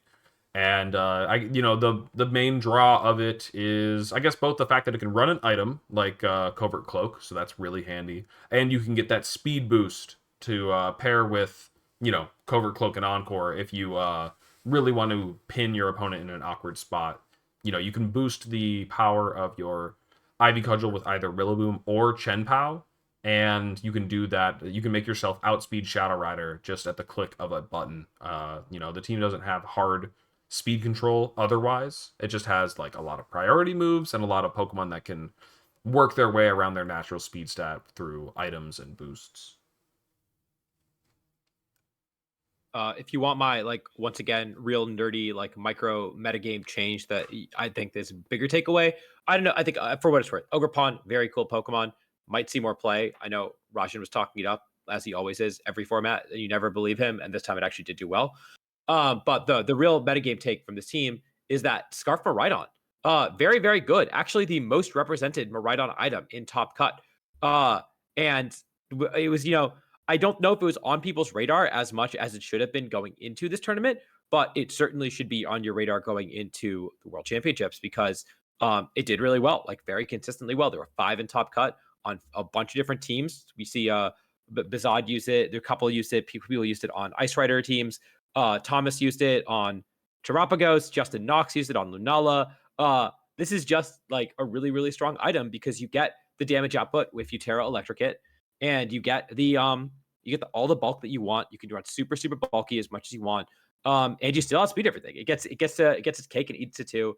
And that is something that maybe the metagame wasn't as ready for, given how well these 5 players did with this Scarf Miraidon. I know Sohaib also ran it, and he was singing his praises all throughout the tournament to me. It was really a standout of his version of the Zimmer Miraidon team. Right. I just kind of refused to learn it at this point, and I think I have to get over my refusal. It is just continuing to show its strength. So, I'm definitely impressed by what it's doing. So, Alex, go ahead. here I'll explain it to you in a way that you'll appreciate. So, what if you just had the Bolt Beam Speed sandwich, but you actually sandwiched, you get a way bigger sandwich. Oh, so I should run Regieleki. You got a pretty big sandwich, but then what if you just had 1.5 times more stuff in your sandwich? That's pretty cool, right? Why am I if I'm locking into an electric move with my Miraidon and I can't change moves, why am I not just running the guy that only learns electric moves and is very very fast? It sounds like I'm just dropping Miraidon for Regieleki. It's because Regieleki is now doing 20% less damage, and Miraidon does 30% more damage. And that's a big difference. These reasons sound shitty. I'm gonna move on. You've not convinced me. Okay, so Chidget's team here, nothing new. I think maybe there's some slight changes from the original version. I could go check. I don't really have the interest in doing so. It's an archetype that mostly he is using, but continuing to do very well with it. So there are probably going to be some people that are going to parrot it, copy it for themselves, and this is just further cementing that it can go the distance if you know what you're doing with it. So Thomas Irwin also Top Cut with it. I will say Sidget played the worst possible matchup in top 8 against Eric Rios. That matchup is actually unwinnable. As someone who also brought Miraidon Terapagos to this tournament and also lost to his Amazenta Miraidon player, that matchup is freaking awful. That is something that the team is going to have to solve if it's going to continue to see use, because like we talked about, Zimmer Miraidon is on the uptick, and it's going to have to solve that problem. Or you can just not solve it, get top 8 at the tournament. That's pretty cool too. That's true. Just dodge the matchup. Top 8 is pretty good, I would say. You guys gotta go watch the stream. Round 9 Kinagawa versus round 10. Sorry, they were both 9-0. versus Kazuki, they were both playing so fantastically. It goes to 3, and they were doing some crazy stuff. I think both of them were like benching one or the other restricted in different positions. Like they were just playing with, I swear, like, 200% of their brain power. Some really cool stuff. Like one of them helping hand sludge bomb to Zamazenta as a Terragrast. The other went for, Thunderclap with Raging Bolt in front of Giraffe into a Landorus, which is just insane. Like the position called for it, but like regardless, some very high level play. But besides that, Kinagawa's team here is not one that like I have like a ton of like fun stuff to say about. Like it's just like it's doing a lot of the usual Shadow Rider stuff. The main thing that's different here is like I guess Grass Zam, the presence of Smeargle and Torn. Torn has kind of fallen out of favor, but and it's not even using weather control. That's usually the thing that Torn is here to do. It just has taunt. All right, Jimmy, leave me alone. You got to get the context of it. He's like, you literally just put. If you did watch it, like, I got to convince you to go watch it. It's true. You've actually convinced me not to watch it now because you explained what happened. Dude. You guys are crazy. You can't appreciate a good set. It's so good. But anyways, I don't know if there's anything more about to say that one. And then Ruben goes deep again. I honestly couldn't tell you if there is or isn't a difference in Ruben's team from doing well at Bologna. Let's have a look. It looks the same. Yo, people in chat saying Luca versus Marco is so good. Marco, I feel like Marco played that really poorly. I know it's like actually I almost want to make a video because we were sitting in chat in watching the game and just like, why did he do that? Like he should have done this. And it's like obviously like we're not sitting up there, but like maybe I should try to do a breakdown of that game because I think he made some misplays that cost him the set. We're allowed to give spoilers for the stream matches, by the way, because they didn't involve Wolf and they won't be put into like a 4 million view YouTube video in 6 months from now. Also, Gavin texted me in the middle of the final set being like, yo, did Marco just throw? And I was like, wait, that was not the throw that I thought he threw. I do think Marco had some plays that could have been improved on in a set in finals. But as Jimmy pointed out, the Switch 2 runs faster, so there's less time to think about each turn. So you are more likely to make misplays. That's true. Especially kind of fun. Blocking your moves. But that was the winning strategy, so who am I to critique? To be fair to Marco, I think there is always something about playing somebody that you have like such an intimate knowledge of that you ever sit down and you play test games against a buddy and then like you go and sit down and play them in tournament and you're just like, we have like 500 games of matchup experience across teams with each other, and it can be really, really hard to like put all the pieces together about what's real and what's like imaginary that we've had from like playing each other like 500 times, which is something I'm sure that happened between Marco and Fede. You like when you're watching it, you're like, oh, he made the level 2 play. He went for Psychic, calling the wide guard, and it's like, no, it's actually the level like 18 play. Like they've gone through this so many times that this is like, it's just, it is kind of the beauty of like the mental warfare of Pokemon is like getting that one up on a friend when you've played each other so many times and they think that they know, but then you think that you know. I don't know. It's awesome. Agati's team is the last one here, and also probably one of the spiciest ones in Top Cut. What's it? Ghost Rider, the name? Yes, I think Ghost Rider is the name. So, yeah, doing this a little bit differently. No Wheezing. Wheezing is probably the most notable thing absent here because that's kind of what's been carrying this archetype. Instead, just some not like, I don't know, there's like some support pieces. It's kind of all just support on top of the restricteds, and I still don't believe it when I see it, and I just cannot imagine it ever being good. Gotti, what are we doing here with this Leech Seed Shadow Rider? Like, that's supposed to be an Ice Rider exclusive move, even though they both learn it. Well, you see, what if you got to dodge a Sucker Punch from a Chen Pad, but you want to break its sash? Genius. You're right. That does do it. So my team,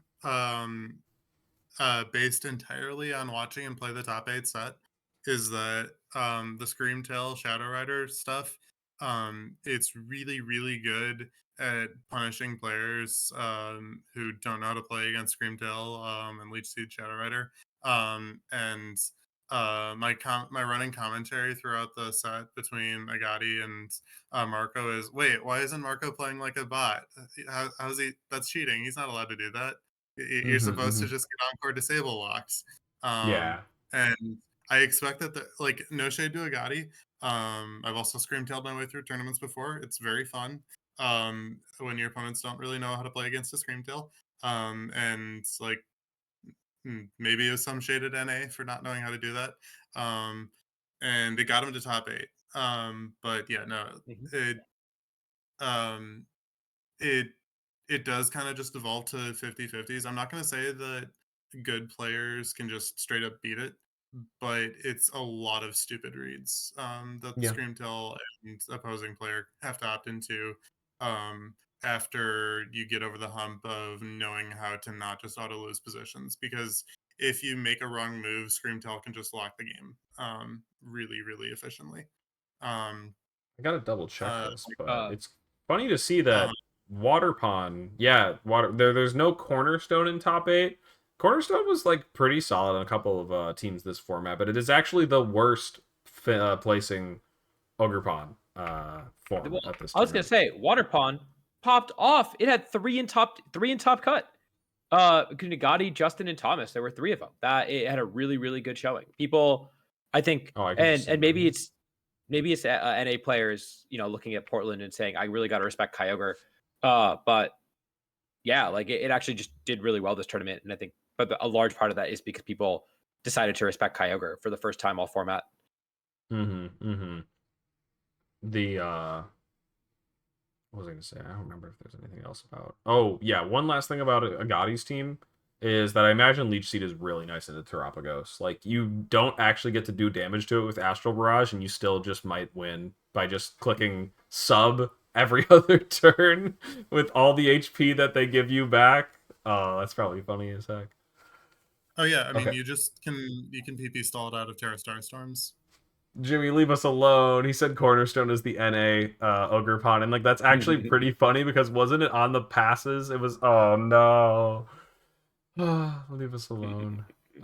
This was like the best merch though. I do like the Cornerstone merch. I'll take that any day of the week, even if we suck. All right, we probably won't be able to talk about like all of the teams. So let's start picking some of the coolest ones. I guess we should probably talk about us. Let's do that because Tommy, you are on screen here. I do see you. So let's start with you. Tommy, you made it into top 16 with Ice Rider Miraidon. Of course, without launching into a full team report because of time and stuff. Just tell us a little bit about your team and your run. Yeah, so like I think they'll start the obvious thing, which is that I am not a Ice Rider Miraidon player. I am usually a very aggressive like hyper offense player. I've played CSR at every single tournament before this, so my whole thing is I wanted to try something new. Miraidon, I think there was like two ways to like try and beat CSR while playing Miraidon, and it was either by playing Scarf, which I do think was the Miraidon that did achieve the most success of this tournament. I think that AV plays into CSR in ways that are similar but also different at the same time. Like you're doing a lot more trading of damage, and it's a lot less on just like having it. I think that Specs and Scarf are very similar in terms of like the ways they want to trade damage on board, because it's a lot of trying to get your Volt Switch damage on board and then get out because you have to like preserve your Miraidon health. Whereas like you could kind of just sit the AV god on the board, and if they don't have Rilla, you just get to kind of sit on the board and clicking your really powerful moves forever. And like with Terra Electric, you are still just like hitting as hard as Specs is. So like between like the Miraidon and the Urshifu, I felt you just had like a ton of like early game pressure you just kind of put on board and made them do things about it. Um, I know that Urs was probably the best mod on the team by far. There was a lot of rounds where I kind of just sat down the Sash Urs in front of a board and said, "Okay, I'm clicking Wicked Blow into your restricted. Do something about it." And their response was, "I guess I'm just gonna get Wicked Blowed for like 60. I'm a CIR. I'm just going to eat the entire thing." So like that was cool. Otherwise, like Ice Rider was Ice Rider. Like the least she lefties that is good. I felt like CIR Mirai had the most like level matchups across the board. You go into the tournament and you say that I want to play Pokemon. I think that I can play better Pokemon than my opponent. Yep. And that's what I wanted to go into this tournament doing. I thought that I was playing really really well, but I was building kind of mediocre teams. So, like I'll obviously I jumped onto the stuff that Burns was playing, um, and got a lot of help from everybody who was like involved in the process. Like really quickly, it was like Tanner Z, Cedric, and Michael, Big Chicken. So like but like throughout the process, this team originally started out as a Tinglu team, and we just kind of came to the point where we realized that you can't bring that guy into CSR Zama, and if you can't bring it into CSR Zama, why is it even there? Um, No. Poor so yeah, we made the Tingles. pivot to like the Urstdark and like move the Assault Vest to Miraidon, and it actually ended up being pretty good. I think that I lost to everything that I was largely supposed to. Like my loss in day one was to Swordfish, which is the matchup we were trying to avoid, which I think is the matchup that everybody was trying to avoid. Yep. And then I lost to Riley, who had the faster Miraidon in the Miraidon mirror, which is just kind of sometimes how that goes against a better player. Right. And then yeah, no, like against Marco, it was just like that is the matchup that while you have like the most stable matchup across the board playing the restricted pair, like obviously like Calyrex is still like a big deal and like when played well is really really hard to deal with.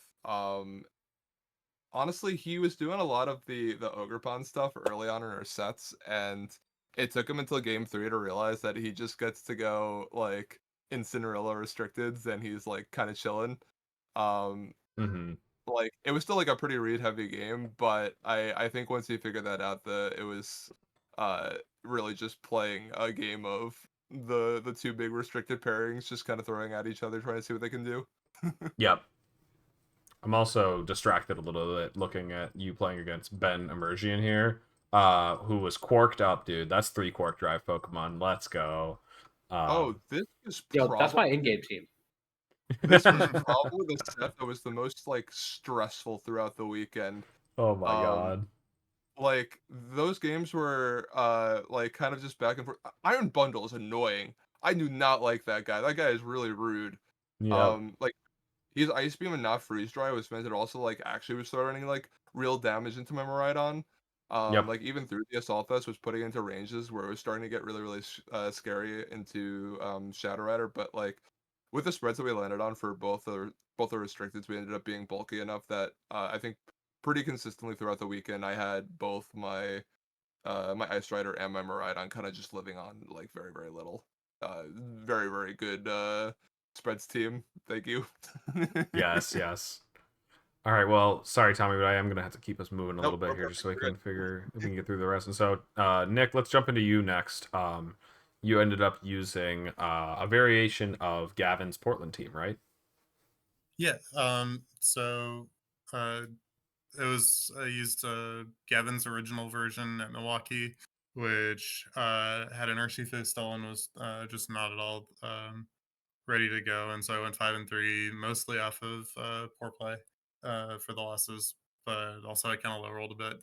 Then he won Portland because we figured out that Basque was good, and then we put a Juggy on this team because Shadow Rider's annoying. We have some tools for it, but having more tools is better. Um, my my round one, because I'm giving the entire story, was Of course. yeah. I was actually Terra Water on the Amoonguss. Just I submitted Terra Dark, and so I in game 3, it made sense to Terra Water the Amoonguss, and I was like, yeah, I'm resisting your Glacial Lance, and he was like, actually, no, you're not, Judge, and he was like, I was like, oh shoot. So I got team checked, or I got team sheet errored for round 1, um, which was like a bit harrowing, but they let me keep them on as was intended. Just they changed it on my team sheet to match what I had submitted in game, and submitted on uh, the QR code, Yeah. or the rental code.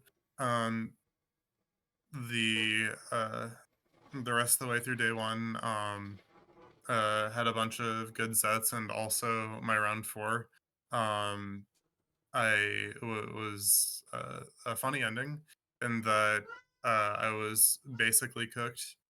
I needed to live a Miraidon Dazzling Gleam without Terra, um, and then Hydro Pump crit the Miraidon back to put it in Basque Aqua Jet range.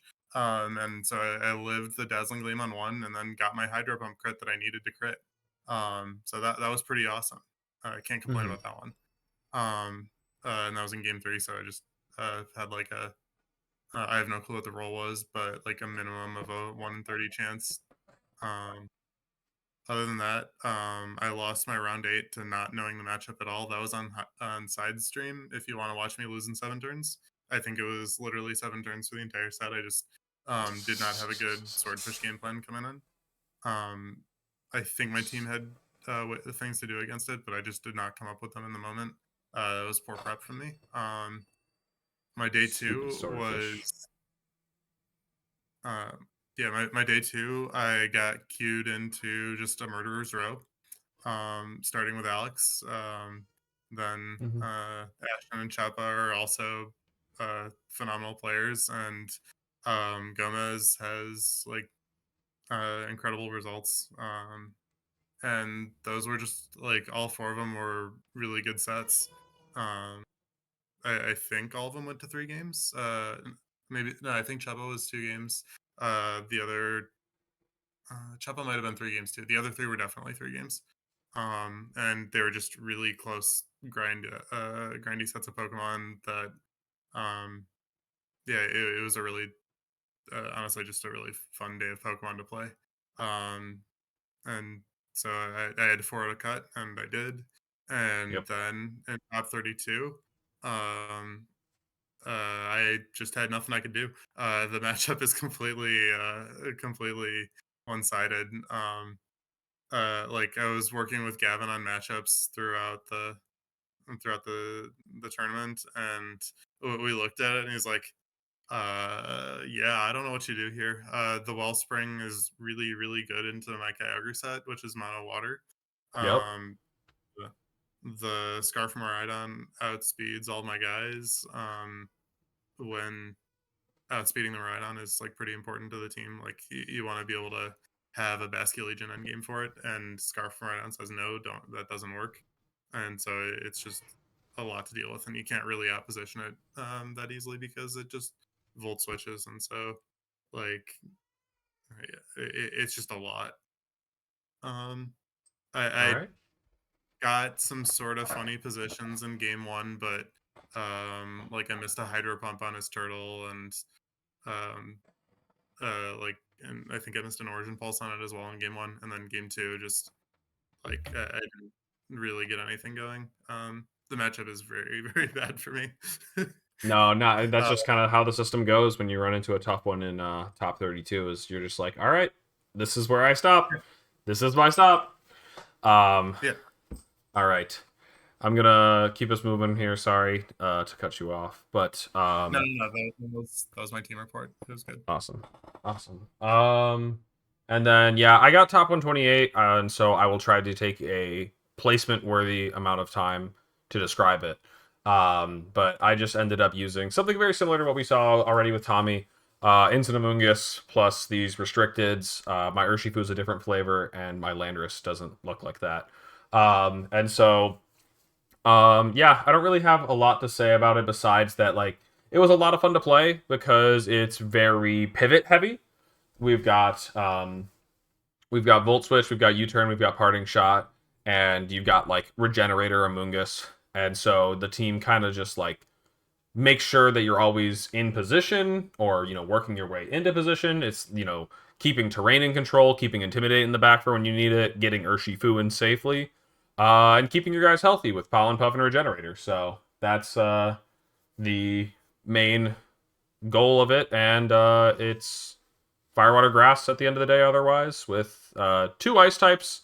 The POW was, like, very goated, but only because of my run.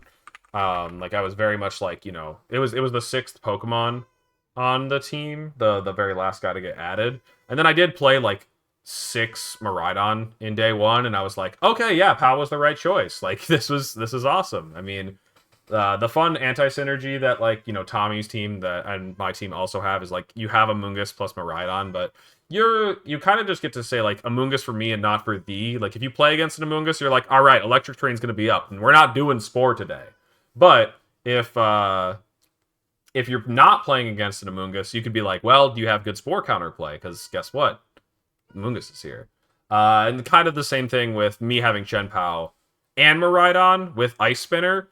People might look at that and say, oh, this is terrible anti-synergy. What are you doing? But a lot of the times, like, they didn't actually end up being next to each other super often. And, like, if they did, like, it was still workable. You would Ice Spinner while Miraidon was gone, and then it would just set the terrain when it gets back. And, again, kind of like, for me, not for thee, like, you know, if you play against another Miraidon, you can just say, like, no, we're not doing electric terrain today. Like, chill the damage out. Let's not get carried away here. And so, yeah, that's pretty much it. Mao Harada clip farmed me, as I mentioned earlier. Parabolic Charge drained my whole team, and then I won my last one to get a box. So, yeah, it was a fun team. All right, yeah, my turn to talk about my day 2. Yes. Yo, okay. Wait, day 2. So I played in day 2. I played in the Regulation H tournament that happened in day 2, and let me tell you about that. First off, thank you for hosting a Regulation H tournament. It had 158 people, I think, which is huge. I've attended regionals that are half that size. It was super, super cool. Sadly, they did have we broke Arcanine. I think it was that big. And so it took an hour for them to print out team sheets. So it got delayed by an hour. I went 0-2 drop in the tournament. But it was 8 rounds top 8 cut. And when we were leaving the venue after top 4 finished, round 8 was still going, which meant they had to play a top 8 cut afterwards. And also they were playing for a Switch 1, not a Switch 2. But very, very happy that they are doing. It was a Switch 1. I know. Wait, so you're telling me they put them in the competitor kits, but not in the tournament? That's crazy, bro. But it was really cool that they hosted this past format tour. I'm really happy they did that. There clearly is demand for it. I hope they do more of that moving forward. I hope they do it literally at regionals. I would rather have them post like past format tournaments than like cups afterwards. Like it's more fun. I would actually play in those as compared to like the super competitive league cups that I have no reason to play them. I could play at my 8-person cups in Indiana or whatever. Yeah, so that was what I did. I didn't do very well, but it was really fun to be able to bust out my old team and then immediately lose to Wolf's team because I didn't know Wolf's team existed when I built my Toronto team. Right. But yeah, I just wanted to shout that out because it was really cool they did that, and I hope they do more of it. No, I mean, I'm hoping that with Champions we get more throwbacks as well. Like, not just like for maybe official circuit, but like, yeah, just like side events. Like, you can just literally plug it in and make it happen. I don't know. There's so much cool potential for, because like VGC is such a weird game where when they say the format's done, like you just kind of have to like smile and nod and be like, okay, goodbye. Like, you know, you can play grassroots and the unofficial stuff, but it's just not going to get the same level of play as the official circuit will ever. So this is as close as you're going to get to official, is like an official grassroots, you know? And so that's really exciting. Dawe won it? And gave the Switch to the second place for their prize tickets because they wanted the prize tickets more, and I'm not surprised. Dang. I mean, who wants a Switch 1 in 2025? Oh my god. Was it at least like an OLED or something? I mean, I don't know. I hope so. Yeah. All right. Okay. So before we wrap up, I got a couple highlight teams that I want to cover, and I need you guys to guess. You might have already looked. Can you name the 2 restricted that only had 1 representation in day 2? Oh, Well, like it's not they're not on the same team, Yeah. right? They're not on the same team. No, not on the same team. Okay. Yeah. What'd you say, Nick? Ho had no representations, I think. Ho-Oh had 0 representation in day 2. Oh, That's yeah, true. it's not that guy. It's actually It's not that good. ho-over. It's actually so ho-over. I know I Man. clicked on Eternatus, and no, I'm pretty certain it didn't. No Eternatus. Oh, I got the answer spoiled to me by chat, but I did remember hearing about it. Reshiram. There was a Reshiram. You want to pull up the Reshiram team? Yeah, 100%. They Now, did go Oh, 6-6. there was one in but- day 1 as well. Oh, they just didn't make it. They Wait, might have Lucy lost all Fleming? 4 games in day 2. Lucy Fleming? I That's fine. swear Lucy's a local for me. Wow. Life Orb, Turbo Blaze. Oh, wow. This is just... I mean, I don't know what sets we ran back in 2022, but it was run with Ice Rider back in 2022, funnily enough. So, like, that is a throwback-ish duo. This is the set we run in 2022 as well. Mhm. Because Terra Ground.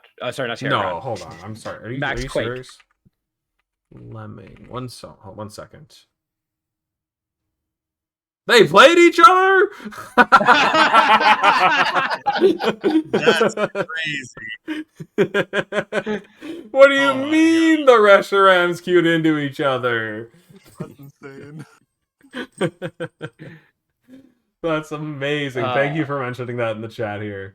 Oh my god. All right, and then the other one. Did you guys? I think you might have saw it, but it was a Hobbit on Giratina. Oh. Giratina Origin 8-4. Okay. Not bad. Grisius Core with I mean, like, the moves are kind of cool. The part that annoys me about this is, like, it is very sad that against, like, a lot of Lunalas, if they're Power Herb, if they're Electric Seed, like, the item is just gone and you don't get to hit them with your Poltergeist. You have other ways to do that, I guess, with, like, Chenpao or, I don't know, Kyogre. But yeah, Giratina, it's, like, very funny how good it can be at resisting certain things. Like, it resists Electro Drift, it's very good against Body Press, it can Shadow Sneak a Shadow Rider if it's not willing to Terra or it's not Sash. It was Koraidon. Walls Ursaluna.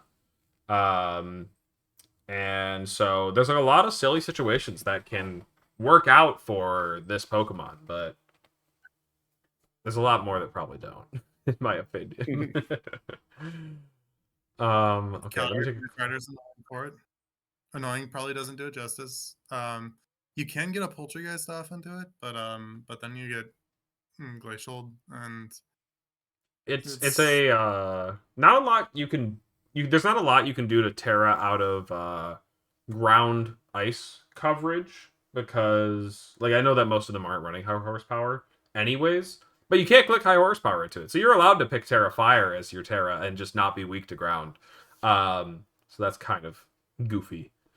That was the Terra type that the Giratina that I played was Terra into. It was Terra Fire. Oh, you know what? I swear I saw that when you were looking at your schedule earlier. You did play a Giratina, huh? I did. My opponent was very, very nice. My opponent also got caught off guard when the Giratina still went to sleep in electric terrain. No. One of the funniest little, like, tangents about my run was one of my losses, actually, against the Terapagos team. I don't know. I think my opponent was just doing a bad job of paying attention to the match. They double crit me, and they're, like, kind of popping off. And I switch in my full health Ice Rider, and they look at their team sheet, not their team sheet, their notes, in, like, complete shock. They're like, "Huh? What? How did you bring 5 Pokemon?" And I just, like, I benched Amoonguss from game 1. I didn't bring it in game 2. And they just, like, had already written it down or something like that, and the game was, like, very won for me after this point. They double crit me, and it still didn't matter. Like, I won game 2 very confidently, but it was just, like, so goofy, because, like, they're like, "How do you have 5 Pokemon?" And, like, the person next to them had already finished their match and was just laughing at us. Like, "How is this guy so lost?" I was like, "I'm just gonna let you be confused if that's alright." And they're like, "Yeah, I am very confused." I was like, "You can hit plus to check what Pokemon I brought to the battle, by the way." Let's see. So, yeah, in terms of other teams, I don't know. I mean, everyone was talking up, like, Suika and Shilyang teaming up for the tournament. This is what they ended up cooking together. Alex somehow ended up on it too. That's a big mystery to me, but maybe there's a story there. I played against it and against Kent Wong using it, and it was like all right. I mean, sorry, I basically, if you don't have anything nice to say, don't say anything at all. I did beat it very easily. Oh, but- I have things to say. Apparently, Justin Tang was not invited to this team building group until he was freaking out before the tournament, trying to find something to Right. use. And of course, Justin got the tournament, and none of these guys did. Yo, that's always good. That's always good. I do love a story like that, honestly. Those ones are always funny. Oh, I just think it's funny that that's the prep group from hell. Alex Gomez, Suika, Junshi, Shilyang, and Kent Wong. Yeah, there might have been more. Who knows? But yeah, No shade to any of them. It's just a running joke in our group. Right. I've been saying lately, by the way, if you want to know your world's building group, go to the leaderboards. Oh, I'm not logged in, but you have to find the 5 people around you, and that is your world's building group. You can either do global or your region only. But man, I don't even know what page I'm on. 4? Oh man, we might have to go further. You should Yeah. Oh no, I am on page 4. So yeah, for worlds, I'm building with Buenti, who I actually played in the last round of NAIC. Dim the Sim, myself, That's my Mateo, who I believe won Bologna, right? And Len. So that's my world's building group. You guys should definitely go check your own. Hold for up. fun. I gotta do it right now. I'm doing it right now. Okay, Adi, who you got? What page are you Who on? do Just tell I me. got? What page am I Oh, on? Probably you're off- page okay. 5 or 6. Matthew 5, yeah. S. Is that Matthew So? Matthew So, Maybe? okay. PatCon, Adam. PatCon? Adam. That's Sure, Xiao? I've seen that name around. Yeah, and Pengy. You There we go. know the last one is Pinky. Let's go. No, it's even this year. This is great. Nails, you had how many championship points at the end of it all? Do you remember? E5. I'm on page 5 as well. Oh, you were on page 5 as Page well. 5, up the top. Oh, okay. Yo, All right. with Raghav, that's awesome. You're building with Raghav, Benny. Not sure who this Daniel is. They're from Latin America, and Alex Serrazas. That's your hard world tricker team.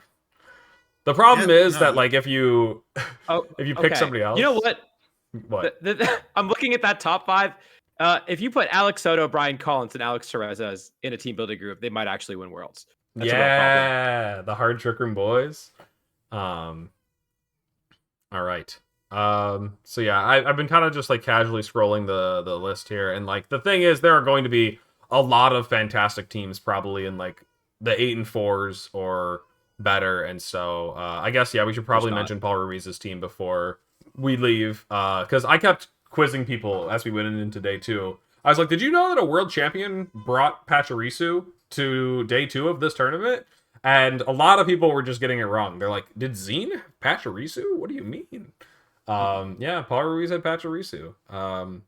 Just still here. Still doing the same thing. But also, like, Chestnut. Chestnut's actually been his Pachirisu lately. He's been very committed to that Pokemon, rocking it. So, really cool. We've already gone a bit over time here. So, Adi, go ahead. I think David Van Hollen's team is very cool. All right, and then I think I have one more, but I gotta actually find it. Okay, let me know. And if and Tommy, Nails, of course, if you guys had anything that we needed to mention before we stopped. Okay, yeah. So we got some Goth. Whoa, that's Specs. And then otherwise, Specs I CSR don't with know. Faint Talonflame, so you can't wide guard. That's cool. That is actually pretty cool. And then if you do try to like use Ghost type wide guard like Lunala or something, you're gonna get Urshi food. Yep. If I had $1 for every time Rajan brought up Faint Talonflame, I'd have a lot of dollars. Yep, It's true we you didn't would. talk about the team that Bruno and Ashton used yet. Specs, Pagos. This was mentioned in ESM's meta write-up, but he talked about how Specs Pagos on the Tarapa Ghost archetype, Shadow Rider Tarapa Ghost, was the better set for this weekend. There was some good Specs Turtle performances. Okay. What was the other one, Adi? My last one. Sam Denecker, who went 9-3 with the set that I've been saying is the optimal Zamazenta set. Probably not on CSR, but on this team at least, Iron Defense Zama looks really cool on this team. I'm actually a big fan of how this team looks. I'm here just looking at the Annihilate because there were some strong players on Annihilate. Definitely giving it a shot after Bing G recommended it, right? Let me actually look at it really quick here. Yeah, Andrew Ding ended up taking it to 9-3. Here's Sam and Ezekiel as well. A couple of 9-3 finishes for that Pokemon. Oh, and Darsh also had it. All right. So yeah, I think that that's going to be it for this one. We'll probably skip Calca's Bright just because we've gone a little bit over time on this one. We did all our smart monies. We talked about the smart monies, but I think we covered everything for this one. So yeah, if you're here now and you didn't catch the beginning, this is going to be uploaded on YouTube tomorrow. So check it out there over on Adi's channel, CK49, !YT in the chat. And again, thank you to Tommy and Nails for joining us this week. And also congrats again on your finishes. Thank you. Of course. All right. So with that, we'll take a quick look at who we're going to throw the raid over to. And I think Sierra is streaming right now. Why send it to okay, Sierra? that'd be perfect then. Yeah, let's see what Sierra's up to. And in terms of like other streams this week, now that like we're like I can transfer to Switch 2, I might mess around with that and try laddering on Scarlet and Violet Switch 2, just because like why not? Just see what it's like. Play on the fancy new system because everybody's hyping it up and I'm always just like hating on it. Like I don't really know what the big deal is, but maybe I'll have to see it for myself. And then also we were talking about maybe doing a Japan rewatch, so check that out. Of course, if you're watching this on YouTube, come check us out on Twitch. So with that, y'all have a good night and we'll catch you next week. Peace. Bye. Later.